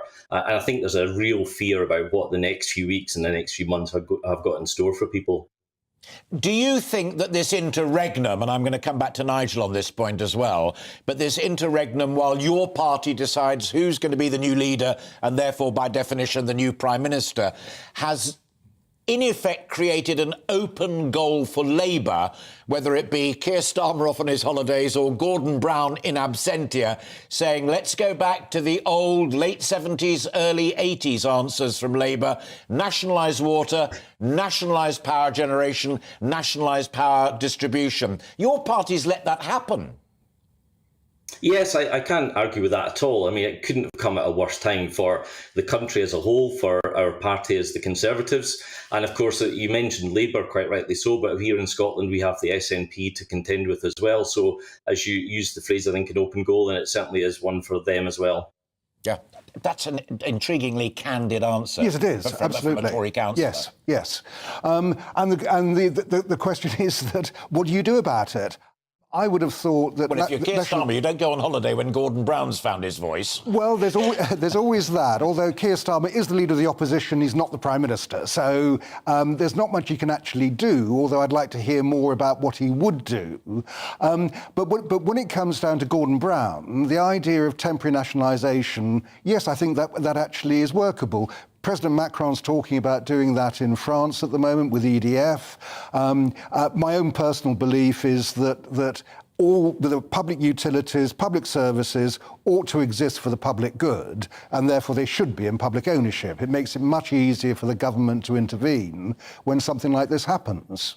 But the history of it, and I'm reminding folk that the Mirror and the People, so your newspapers have a certain political take on these matters. But the whole point of the privatisation that Thatcher engaged in throughout the 80s was that these utilities, these public services, whether it be energy or right through to telecommunications, what have you, in state ownership became dormant, became uncompetitive, treated customers with contempt, simply didn't work. Here's the point. It seems to me that where the eye's been taken off the ball is on regulation. Like Ofwat, telling those oil companies, don't pay £1 billion in dividends to your shareholders until you've repaired all of those leaks. Yes, I think that's absolutely right. And the whole thing is that back in the Thatcher days, a lot of the nationalised industries were very inefficient. Yeah. But a nationalised industry doesn't have to be inefficient. If it has proper management, proper regulation, there's no reason why it can't work. And what it does mean is that government is able to intervene much more easily and much quicker than it is when it's privatised. And that's the French model. Yeah, that's the French model. Angus, let me bring you back in on it, because looking at the battle that is raging between Rishi and Liz, it seems to me that unless they do address that core issue of the industries and the sectors that Thatcher privatised, unless they continue to deliver the goods that your electorate, your people and your customers want, then they are going to be in deep trouble. And Brown has opened a door that the voters may just trickle through. Why haven't we heard more from either Rishi, and we're looking at him now on television, and from Liz, about how to make these industries that Thatcher privatised more efficient and more responsive? Well, I don't know the answer to that question. As you can imagine, I'm no big fan of nationalisation, but I think it would be really helpful if both of them made some comment. And I say comment rather than commitment. I think it would be really useful if both of them said, this is what my plan is if you elect me, if I'm the Prime Minister in a month or so's time. Yeah. I took it as read that you weren't a fan of nationalisation, but I want to press you slightly on that, because I'm an impartial observer of these matters, but if they don't do what you've just told them to do, it's not only one or the other who's going to be in trouble, but your party is going to be in trouble come the general election. Quite possibly. I mean, we're a fair bit away from a general election, of course, but I think the cost of living crisis is much bigger than any one party. This is something that everyone has to work together to solve. And I agree with everything you said, and I would be an awful lot happier if both of them just said something quite strong and quite serious, that we accept there is a crisis, we have plans to deal with it. This is what I will do if I become the Prime Minister after September, when the vote is. Unlike me and Nigel, we don't have a vote in these matters because neither of us are members of your party. But have you made your mind up yet? Are you inching towards one of them yet? Yeah, I'm inching towards Liz Truss at the moment. I'm looking forward to the hustings in Perth on Tuesday night to listen to what they both have to say. I'm hoping to be able to ask them both a question, and we'll see what the answer to that is, and then I'll make up my mind finally. And have you got at the back of your mind what Peter Lilly famously called all those years ago a little list of, as it were, unanswered questions yet where you particularly need to hear more, both from Liz, who you're inching towards, but also from Rishi, who, if the polls are right, has still got a fair old way to go even to catch up? What are the areas of concern to you as a Tory councillor? Well, of course, we have the Scottish dimension as well, which I don't think gets a huge amount of coverage across the whole of the UK. So Liz's Truss comment about ignoring Nicola Sturgeon rang a good bell with me. I was pleased to hear her say that. So that's probably why I'm inching towards her. I'd like to see both of them take the SNP on, head on. I'm quite keen that one of them or both of them stick their head above the parapet and at least talk about something like a Canadian Clarity Act, which would prevent any part of the UK ceding from the rest of it. So these kind of things are important to me. The cost of living crisis first and foremost, but very close behind that, the Scottish dimension and how we solve this problem of the SNP and their separation ideas. Yeah. The final point, and don't take it amiss, because I've interviewed Liz Truss, or I've chaired a meeting where an event where ordinary voters up in Leigh in the northwest questioned her, and I was merely the referee, as it were. Does it worry you that both of them stand accused of chopping and changing, in the sense that Rishi has gone from, tax cuts are the stuff of fairy tales, to now offering quite a lot, to Liz Truss saying, I'm not in favour of bailouts, but come early September, maybe there will need to be bailouts? Is that like John Maynard Keynes, when the facts change, I change my mind, or does it look like a bit sort of rubbery-spined leadership? I think it looks like both, actually, and it is a concern. But it's a horrible thing to say, but I think you could put that against pretty much any politician at any level of government anywhere in the country, or probably in the world, in fact. So, it's definitely something that's not great, but I don't really see it as a huge problem. Angus, great to talk to you, and let's make my producer will probably tell me off now, but I'd love to talk to you again after the hustings in Perth, and then see whether you've firmed up in the Truss camp or your mind's a wee bit more open. But anyway, for the time being, thanks for breaking into your Saturday afternoon to spend time with us. Great to talk to you. Thank you very much indeed. Angus Forbes there, councillor up in Perth and Kinross. We've got some terrific guests on this programme so far today who are speaking openly, candidly. So there's a guy, he's a councillor, he's not just a Tory party member, but he wants an even clearer line from both of them on the union, although Truss was pretty brutal on Nicola Sturgeon and the SNP. This is quite a lively debate that still got a fair old way to run. Yes, and I think that Liz Truss probably, her dismissive remarks about Nicola Sturgeon aren't exactly going to help with negotiating your way through the union. But it's going to firm up the Tory vote in Scotland. But yes, of course it will. I think both of them are committed to the union. I don't think that Scottish independence is something that divides either of them. They're both against it. I don't think there'll be any changes there. I mean, bear in mind, there's more common ground with them than there are divisions. So both of them, Brexit is safe in their hands, yes. For instance. I think that they will be certainly opposing Scottish independence. Where the crux of all this comes down to is, do you have tax cuts now or do you have tax cuts later? Sure, I agree with that. The other thing I found intriguing, and it was in the context of the state of the economy that we talked about right at the very beginning, I loved Angus's answer about flip-floppery. See, our trade, yours and mine, are constantly saying, oh, look, he's changed his mind. Oh, look, she's touched the tiller and gone off in this direction. He doesn't mind. He wants an open, candid debate about these big questions. And, like John Maynard Keynes, if the facts change, I change my mind.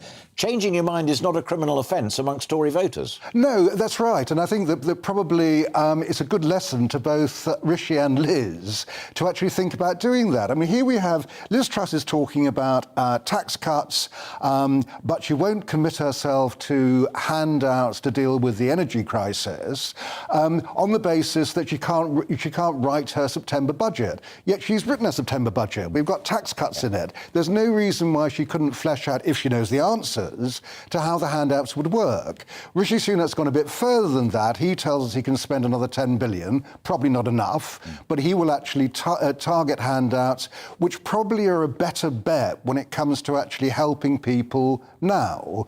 The tax cuts that Liz Truss is talking about, getting rid of the green levy, 153 quid, that's not going to make a lot of difference. If Tony Blair Institute is right about the national insurance cuts, you're talking about 73p for the worst off people and more than £90 for the richest. Now, that's inflationary. People who don't need the money will spend the extra. That goes into the economy, pushes up inflation. So that doesn't seem to be the answer. The key now is over exactly what help they will give in September. Absolutely. Final one, and really, really quick, if you'd be so kind. Robert Buckland, former cabinet minister, senior one as well, and one of the thinkers, if I may venture, in the Tory front ranks, switching. Now backing Truss. Significant?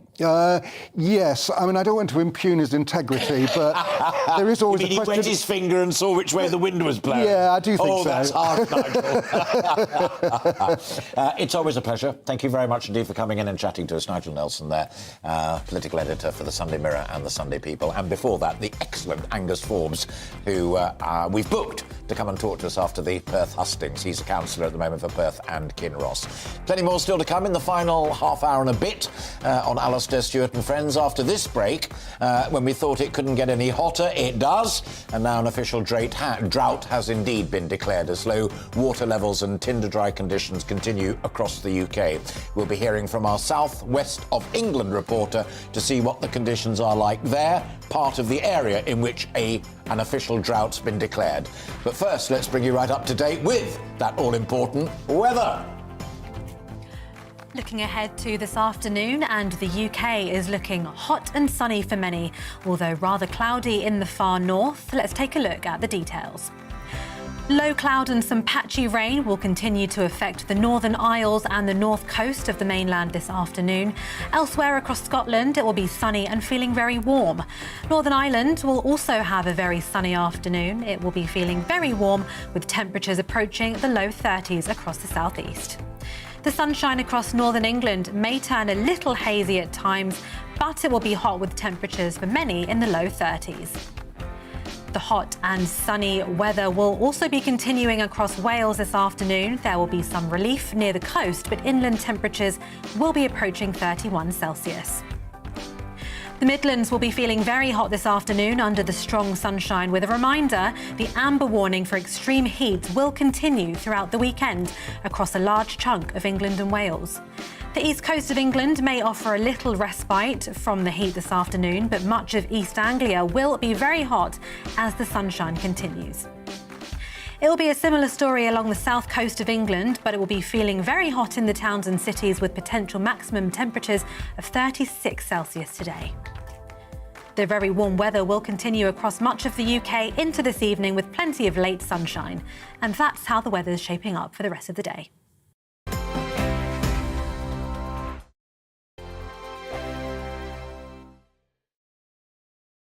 Join my show Farage, 7 p.m. till 8 p.m. Monday through Thursday. And there you will get opinion, analysis, debate, and I'll cover stories that nobody else dares to touch. You've been cancelled. Join the club. Oh, my goodness me. And then for the last 15 minutes, talking pints. We're over a drink. We have a civilised conversation with someone. We very often disagree, but we do it in a grown-up way. Come and join me on Farage.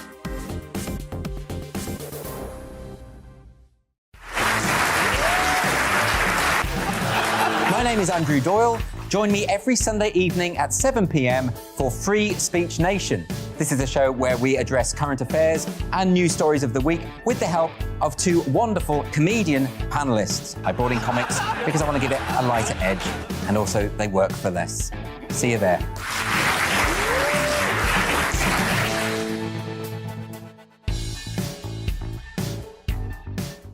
Hi there, it's Stephen and Anne.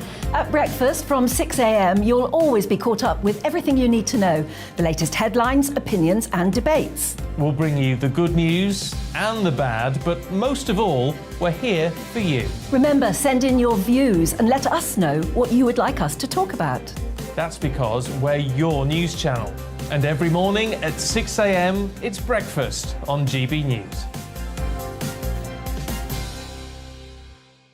I'm Dan Wootton. Join me Monday to Thursday from 9 to 11 for the feistiest and most fun news debate on TV, where free speech reigns. I'll bring you a sharp take on the day's biggest stories, bombshell newsmaker interviews, and A-list guests.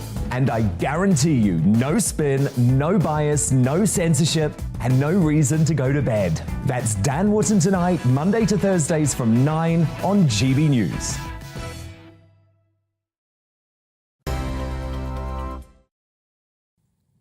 Welcome back. It is, I was just seeing what time it was. It's 27 minutes past 1.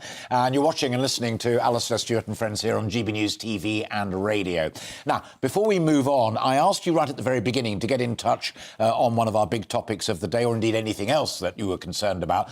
And the gang are putting together a range of your messages for the end of the programme. But first of all, there have been so many on the cost of living crisis. We're going to do some of them right now, starting with David, who says for inflation reduction, only give 20% pay rises to minimum wage, take away VAT on all fuels, reduce the green levies for 18 months, reduce or remove tariffs on foods that we don't produce, and give all the benefit recipients lump sum ring-fenced, i.e. it doesn't reduce other benefits and amounts to real help. Probably around £1,500 in instalments, giving pensioners similar via council tax accounts for the lower bands. The crisis over energy is an opportunity to move away from fossil fuels, give government compulsory powers for land use planning for wind and solar, as these are quick to install and produce the cheapest energy. He goes on to say, put solar on commercial property roofs and giant wind turbines in industrial and business areas and along major railways. I think that was almost a speech, but it was so good that we thought we'd go through all of it. Deb says, we've just come through a global pandemic and are now caught up in a European war. Totally unprecedented times in over 75 years. Time to knuckle down and help ourselves. You'll be interested in an item that's just coming up in a moment. Rationing, Debs goes on, and loads of thermals for starters. My petrol bill was over £20 less to fill up this week as petrol prices dropping at the pump. Not interested in good news, eh? Actually, to be fair, I did tweet that, and also our domestic oil supplier told me on the phone that the prices are coming down, so I have put it out there on social media. Finally, Heather, who says there's only one answer to the crisis, and that is lift restrictions on Russia. There's a massive shortage coming down the line, and if you think that in future Ukraine will offer assistance, dream on.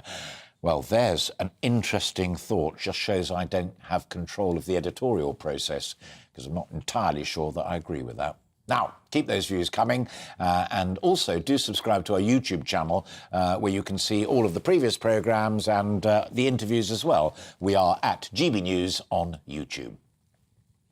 Now, the Environment Agency has issued a stark warning today, and we discussed it with Mark a little earlier, and England's drought could last into next year, they say.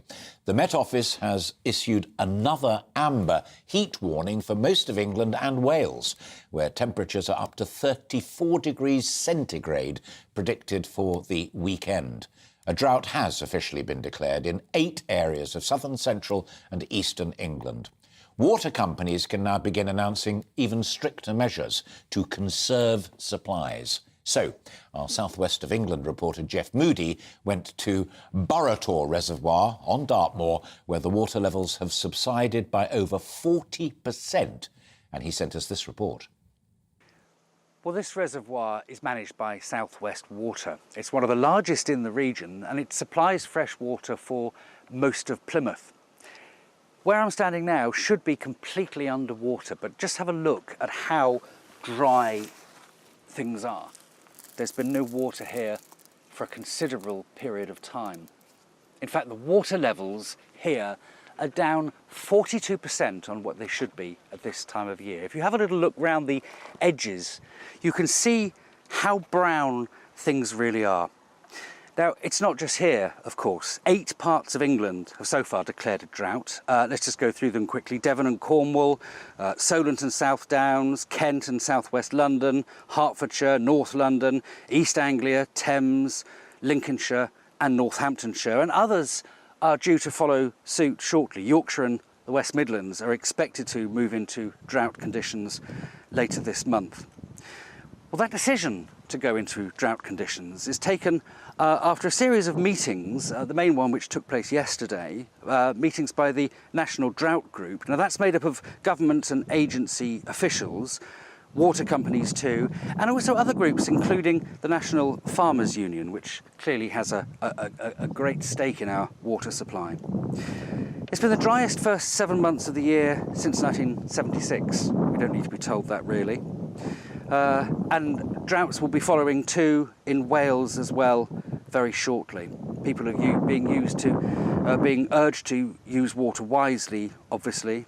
5 water companies so far have introduced hosepipe bans, and that's one of the main purposes of declaring a drought. It gives the water companies more powers to act, including these hosepipe bans, which have affected Welsh Water, Southern Water, Thames Water, South East Water, Yorkshire Water. Some of those don't actually come into effect quite yet, but they will do in the next couple of weeks. Now, there's a knock-on effect. Sad to say, it's not just about the water.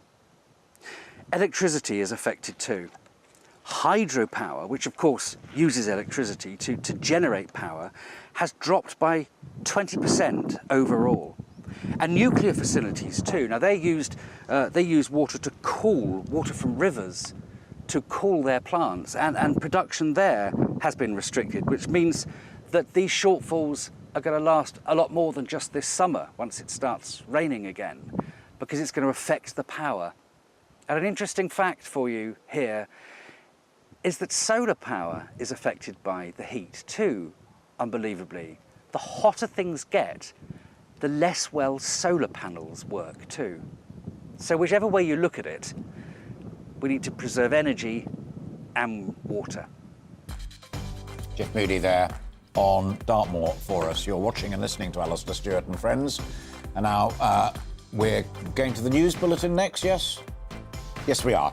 So we've got more coming about the cost of living, and also be talking directly to a Gurkha who's been on hunger strike, not just because of the cost of living crisis, but how his pension is lower than if he had served in the regular British Army. All of that to come after the news. Here once again is Tatiana.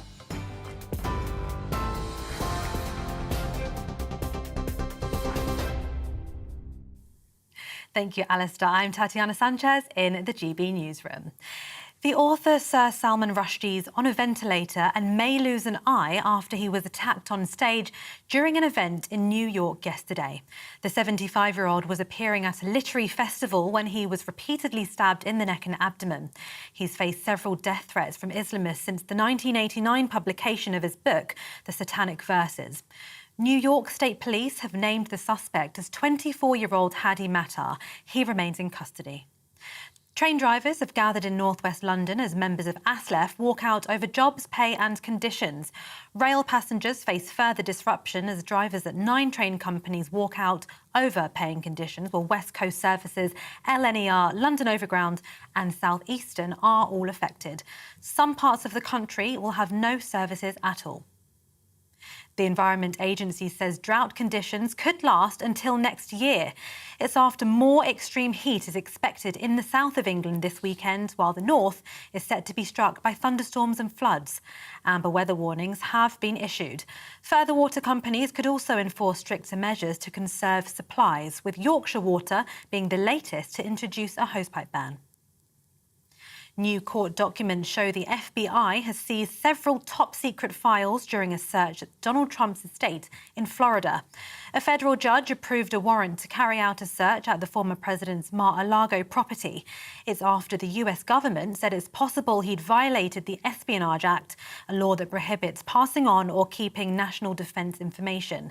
Mr. Trump has denied any wrongdoing and says the items were declassified.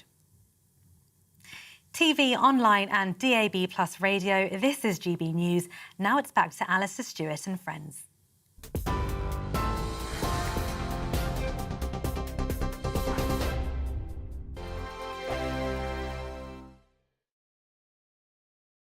Join my show Farage, 7 p.m. till 8 p.m. Monday through Thursday. And there you will get opinion, analysis, debate, and I'll cover stories that nobody else dares to touch. You've been cancelled. Join the club. Oh, my goodness me. And then for the last 15 minutes, talking pints. We're over a drink. We have a civilised conversation with someone. We very often disagree, but we do it in a grown-up way. Come and join me on Farage.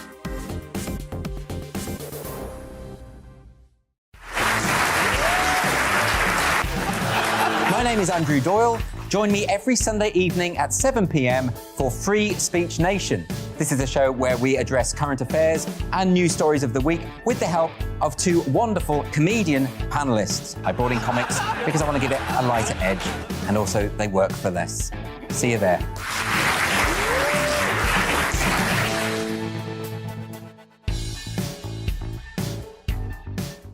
Hi there, it's Stephen and Anne. At breakfast from 6 a.m, you'll always be caught up with everything you need to know, the latest headlines, opinions and debates. We'll bring you the good news and the bad, but most of all, we're here for you. Remember, send in your views and let us know what you would like us to talk about.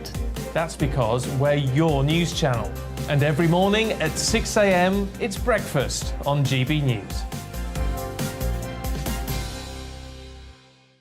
I'm Dan Wootton. Join me Monday to Thursday from 9 to 11 for the feistiest and most fun news debate on TV, where free speech reigns. I'll bring you a sharp take on the day's biggest stories, bombshell newsmaker interviews, and A-list guests. And I guarantee you, no spin, no bias, no censorship, and no reason to go to bed. That's Dan Wootton tonight, Monday to Thursdays from 9 on GB News.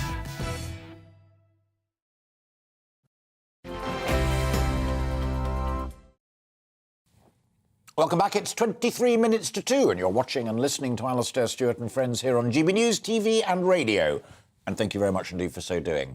Time now for this week's summer savings. Many of us are opting to use cash instead of card in order to tighten control of our spending, according to new research by the Post Office. In July, post offices handled a record 801 million in personal cash withdrawals, and that marked an 8% month-on-month increase.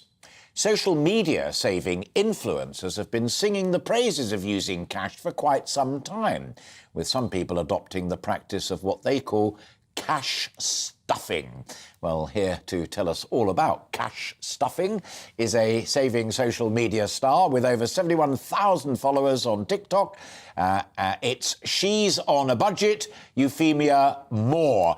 Fem, great of you to join us. Hi, thank you so much. First of all, for those of us of a certain age and economic disposition, tell me what cash stuffing is. Okay, thank you so much for a wonderful introduction. Basically, cash stuffing is the method or budgeting method to help you save money and to be more efficient with how you spend money. So a bit like it's like electronic social media jam jars with stickers on it saying rent, food, electricity. Basically, yes. I have been using the method since 2019. And at that time, I was a teacher. I'm a single mum. I have 3 children. And I was using it to get myself out of over £12,000 worth of debt. After the breakup of my marriage, I was on really hard times. I was homeless with my children, and I needed a way to get myself out of a hole that I had been put in. And I decided to do some research, and I found the cash budgeting system. Yeah, brilliant. I was going to ask you about that, but you volunteered it, because I was going to say, I hope you don't think it impertinent of me, but tell me how you got there. Because so often on social media, we hear people say, oh, do this and do that and what have you, because they're so clever about it. You lived through it and you survived it by really being tough on yourself. Yeah, I did. I really used my platform as a way to support me, really. I needed someone to hold me accountable. The first time I actually started to budget, like the first budget I actually created, I did it in silence. I didn't tell anyone about it because I was so scared that I would fail. And then I did realize that I needed the support. I needed to have someone to hold me accountable, which is why I decided to set up my YouTube channel. As you can see, I've now set up a YouTube series where I'm trying to help others by showing how many people are using this system. There are so many people who need help with budgeting and learning how to manage their finances. And I decided to set up a YouTube series called Pimp My Budget as well. So, well, yeah. For those of us listening, who are kind of to be listening to our conversation on radio rather than on TV, because as you know, we do both. I was just sitting there watching Pimp My Budget come up. It's a brilliant title. But again, just to remind folk who may not be familiar with it, it's an Americanism. It's like Pimp My Car, go faster, Pimp My Ride. So it's everyone's got to have a budget, but you can actually make it more personal to you. Here's the tough one, Fem, and I know some people listening to this conversation will be getting just a little bit cross about, oh, save this, save that. If you haven't got enough cash, whether you put it in a jam jar or in your cash stuffing notion, you're stuffed. True. But as I said, when I first started this, I was a teacher. We all know teacher salaries are not the best. We definitely don't get paid what we deserve. And as I said, I'm a single mum and I was literally budgeting pennies. I'd never saved a certain amount of money before in my life. My first aim was to try and save £1,000 as like an emergency fund. Obviously, we know £1,000 doesn't go far, but for someone who didn't even have £100 in their account, I needed to have some kind of goal to work towards. And, there are ways to try and increase your money. I know it isn't easy, and I do say this with all sincerity, that I know it isn't easy to increase your income, but trying to do things online. I opened an Etsy shop online. I've opened a website. I knew I had to increase my streams of income to make ends meet. But I definitely think that the government needs to do more as well to help, especially those who are in the public service sector. That's fascinating, and I hear what you say. We've done lots of items on this programme about how you can stretch your budget and do things. I mean, even from allotments and growing your own vegetables and stuff like that. Yeah. Given all of your experience from those tough times when you were trying to make ends meet to where you are now and doing very well in social media, would you prefer to hear the government and the two people who want to be the next Prime Minister basically say, look, there is a limit to what we can do. We can't solve all of the problems. And been saying to one or two of the other guests, for me, one of the big problems is that there's a temptation to promise everything. And the reality is, for all other taxpayers, you can't promise everything. You've got to put a cap on it. I totally agree. I think there is so much that anyone can do. The reason why I like cash budgeting so much is because you are actually empowering yourself by taking ownership of your money. So by you having your cash and having money in front of you and allocating it yourself to certain expenses, I think it does teach you some serious life skills. I think there are things that we have to budget in general, not just our money, but our time and our efforts in certain avenues, because it's a life skill that we all need to learn. Things don't just happen overnight. You know, money is just not going to drop from the sky. I mean, even if the government was to help, I suppose they can only help to some degree. So we do need to take ownership. And I definitely think by having cash, you are on your way to doing that. It's the first step for doing that. I wrote down last night when I knew I was going to be interviewing you. I tend to do a first draft of all of the questions late at night as I reflect upon the state of the world. And the question I wrote down, I will now read out to you. And you've just mentioned life skills. We do also have to learn some tough lessons. And one of those is the ability to stand on your own 2 feet. You were in tough times, and that's what you learnt to do. Yeah, no, definitely. I mean, to be honest, I had no choice. It was either, fight or flight. And I had to be there for my children. I had to also be an example for them. My mum was a single parent, and bless her, I know she did as much as she could do. But when you are not equipped with certain skills, when you don't know how finances work and things like that, there's only so much you can deliver to your children. And I really wanted to make an effort to do my research and to do my due diligence to help them with their finances and just be that role model. I've learned so much, and the budgeting community is so big. There are so many people who are not just like me. I'm not the only one out there who's doing this. There are so many other people who are doing this, and they have all got their own stories. I just think that we need to really empower ourselves by having our own cash in front of us. And believe it or not, I think it's the best thing that I've ever did, while my children. Well, second best thing you ever did, because the best thing you ever did was to talk to us about it here on GB News. Femi, it's been a real pleasure talking to you and listening to you and meeting you, albeit via TV and radio. And you keep in touch with us. Thank you very much indeed. That's Femi Moore there. Thank you for having me.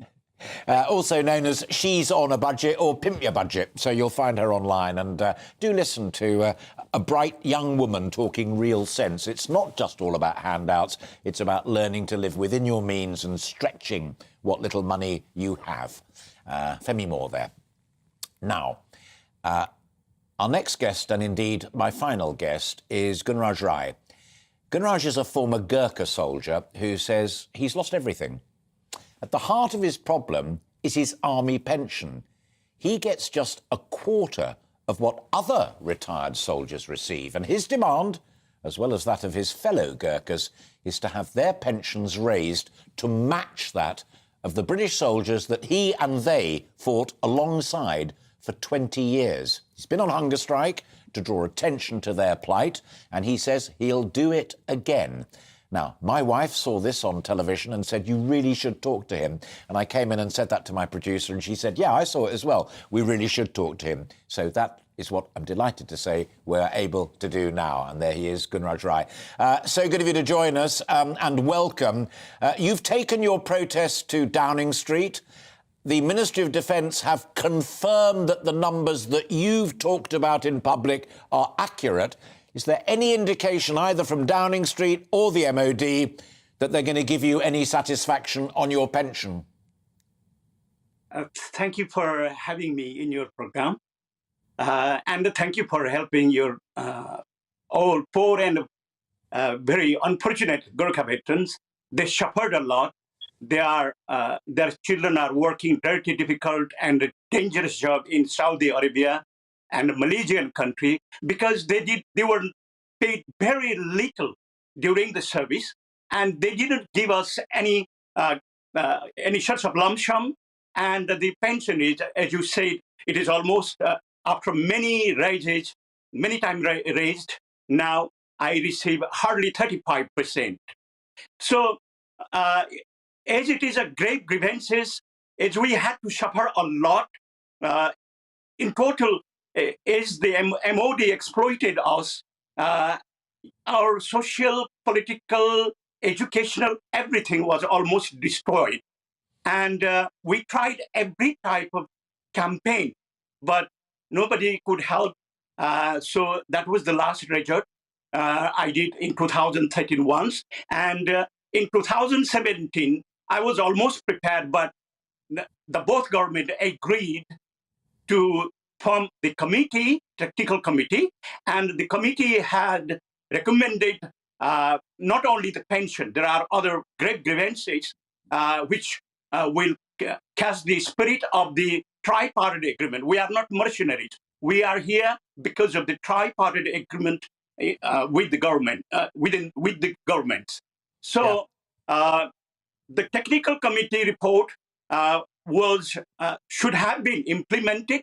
They should be finalized by the high political level, but they bullied us, they lied us, and again we had to go for a mass hunger strike where 3 of us were there. And it is almost a year now, even though they have given us written promises agreeing that they will form a high-level committee from the both government together with the Gurkhas. But just yesterday, they have declared the date for TOR, Terms of Reference, for which we all Gurkhas are very happy, excited, and welcoming. So that's a breakthrough. The terms of reference of how your case can be advanced. So that is now agreed. But I want to take you one step back because my daughter, who, again, people who have watched this programme before know is a teacher, and she taught in Aldershot for a few years. And amongst the children that she taught were many children of Gurkha soldiers, like the people who succeeded you, as it were. And she was telling me that an awful lot of Gurkhas will send what they earn back to Nepal to help support the families there. So not only are you living on a pension now, I'm guessing you don't have many savings to fall back upon, because what spare cash you had during your service, much of it will have gone back to family in Nepal. Exactly. As I tried to explain to you that our salary was so low during the service, and they didn't give us any good, the lump sum. And the pension was so small, so we had to go abroad to work dirty, difficult, dangerous job. I was nearly blown after my service. I went to Iraq in 2004 as a security officer. Anyway, overall, we are very poor. We have got no saving. Once we are in the UK, we get plenty of jobs for those who can work. Or if we cannot work, then there is financial support from the government, like housing benefits, pension credit. But what we want is what we had earned, what we should be getting, so that we could live with our dignity. At the moment, whatever we get over here, we have to send back to our dependent children. We depend on each other. There is no social security for anybody, even for disabled. You know how Nepal is poor. Can I need to butt in, because we've only got 1 minute left, and I don't want either of us to fall off air. It would be a very undignified way to end the programme.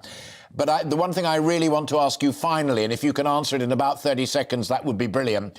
What are your fellow British Army soldiers? I know the Gurkhas were proper British soldiers, I fully understand that, but people who are in the paras or the guards or whatever it might be, what are they saying to you? Are they supporting you? We are so grateful with them. We were there for them yesterday, and they are with us today. We are so grateful to our brothers and sisters and the general British public. I have met thousands of British general public. When they hear, they cry. They cry. And we cry together. I'm not going to cry on air, but I'm very moved by what you've had to say, and I'm so glad that my wife spotted you on television, and my producer as well. It's been an honour talking to you, and I wish you well, and I wish you success as well. Thank you very much indeed. Thank you for your help. Thank you. Wow.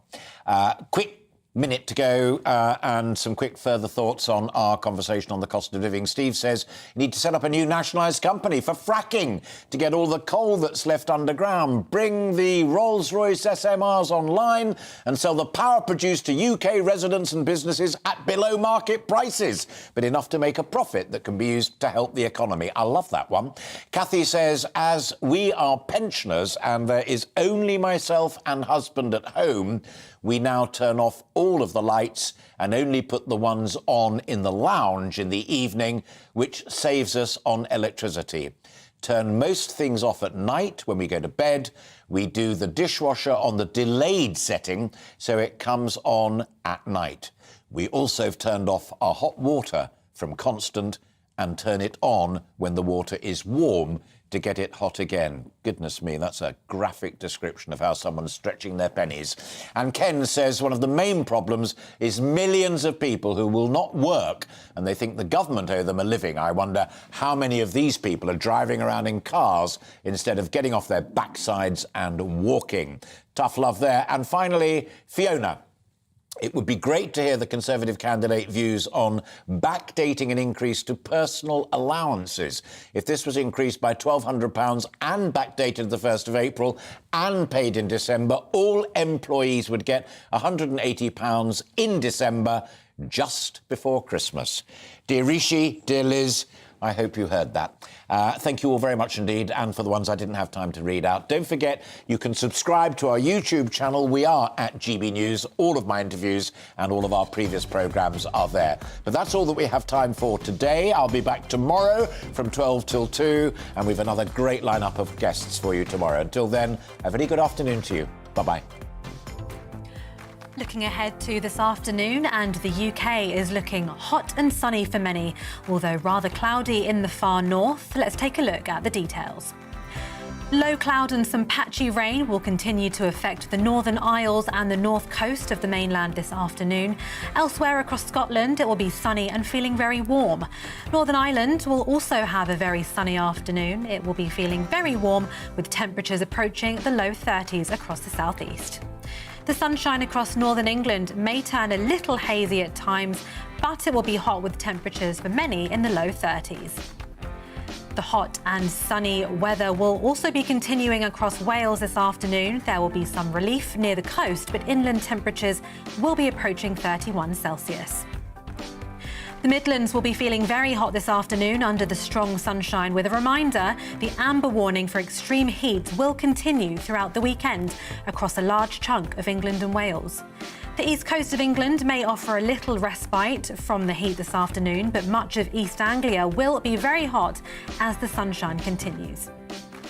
It will be a similar story along the south coast of England, but it will be feeling very hot in the towns and cities with potential maximum temperatures of 36 Celsius today. The very warm weather will continue across much of the UK into this evening with plenty of late sunshine. And that's how the weather is shaping up for the rest of the day.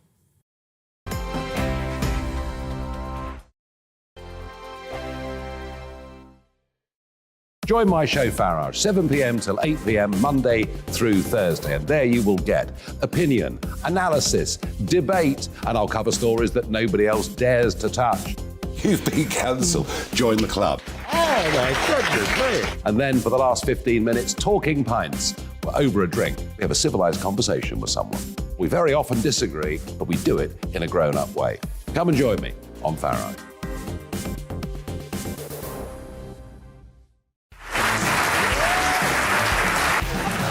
My name is Andrew Doyle.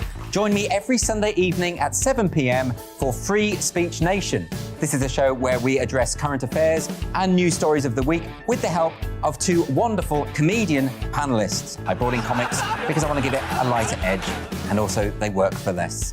See you there.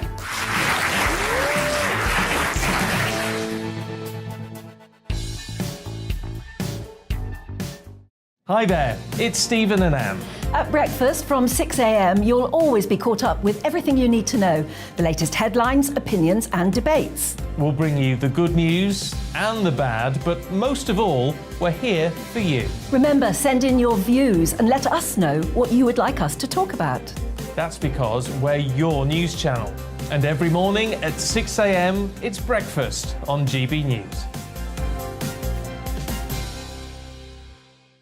I'm Dan Wootton. Join me Monday to Thursday from 9 to 11 for the feistiest and most fun news debate on TV, where free speech reigns. I'll bring you a sharp take on the day's biggest stories, bombshell newsmaker interviews, and A-list guests. And I guarantee you, no spin, no bias, no censorship, and no reason to go to bed. That's Dan Wootton Tonight, Monday to Thursdays from 9 on GB News.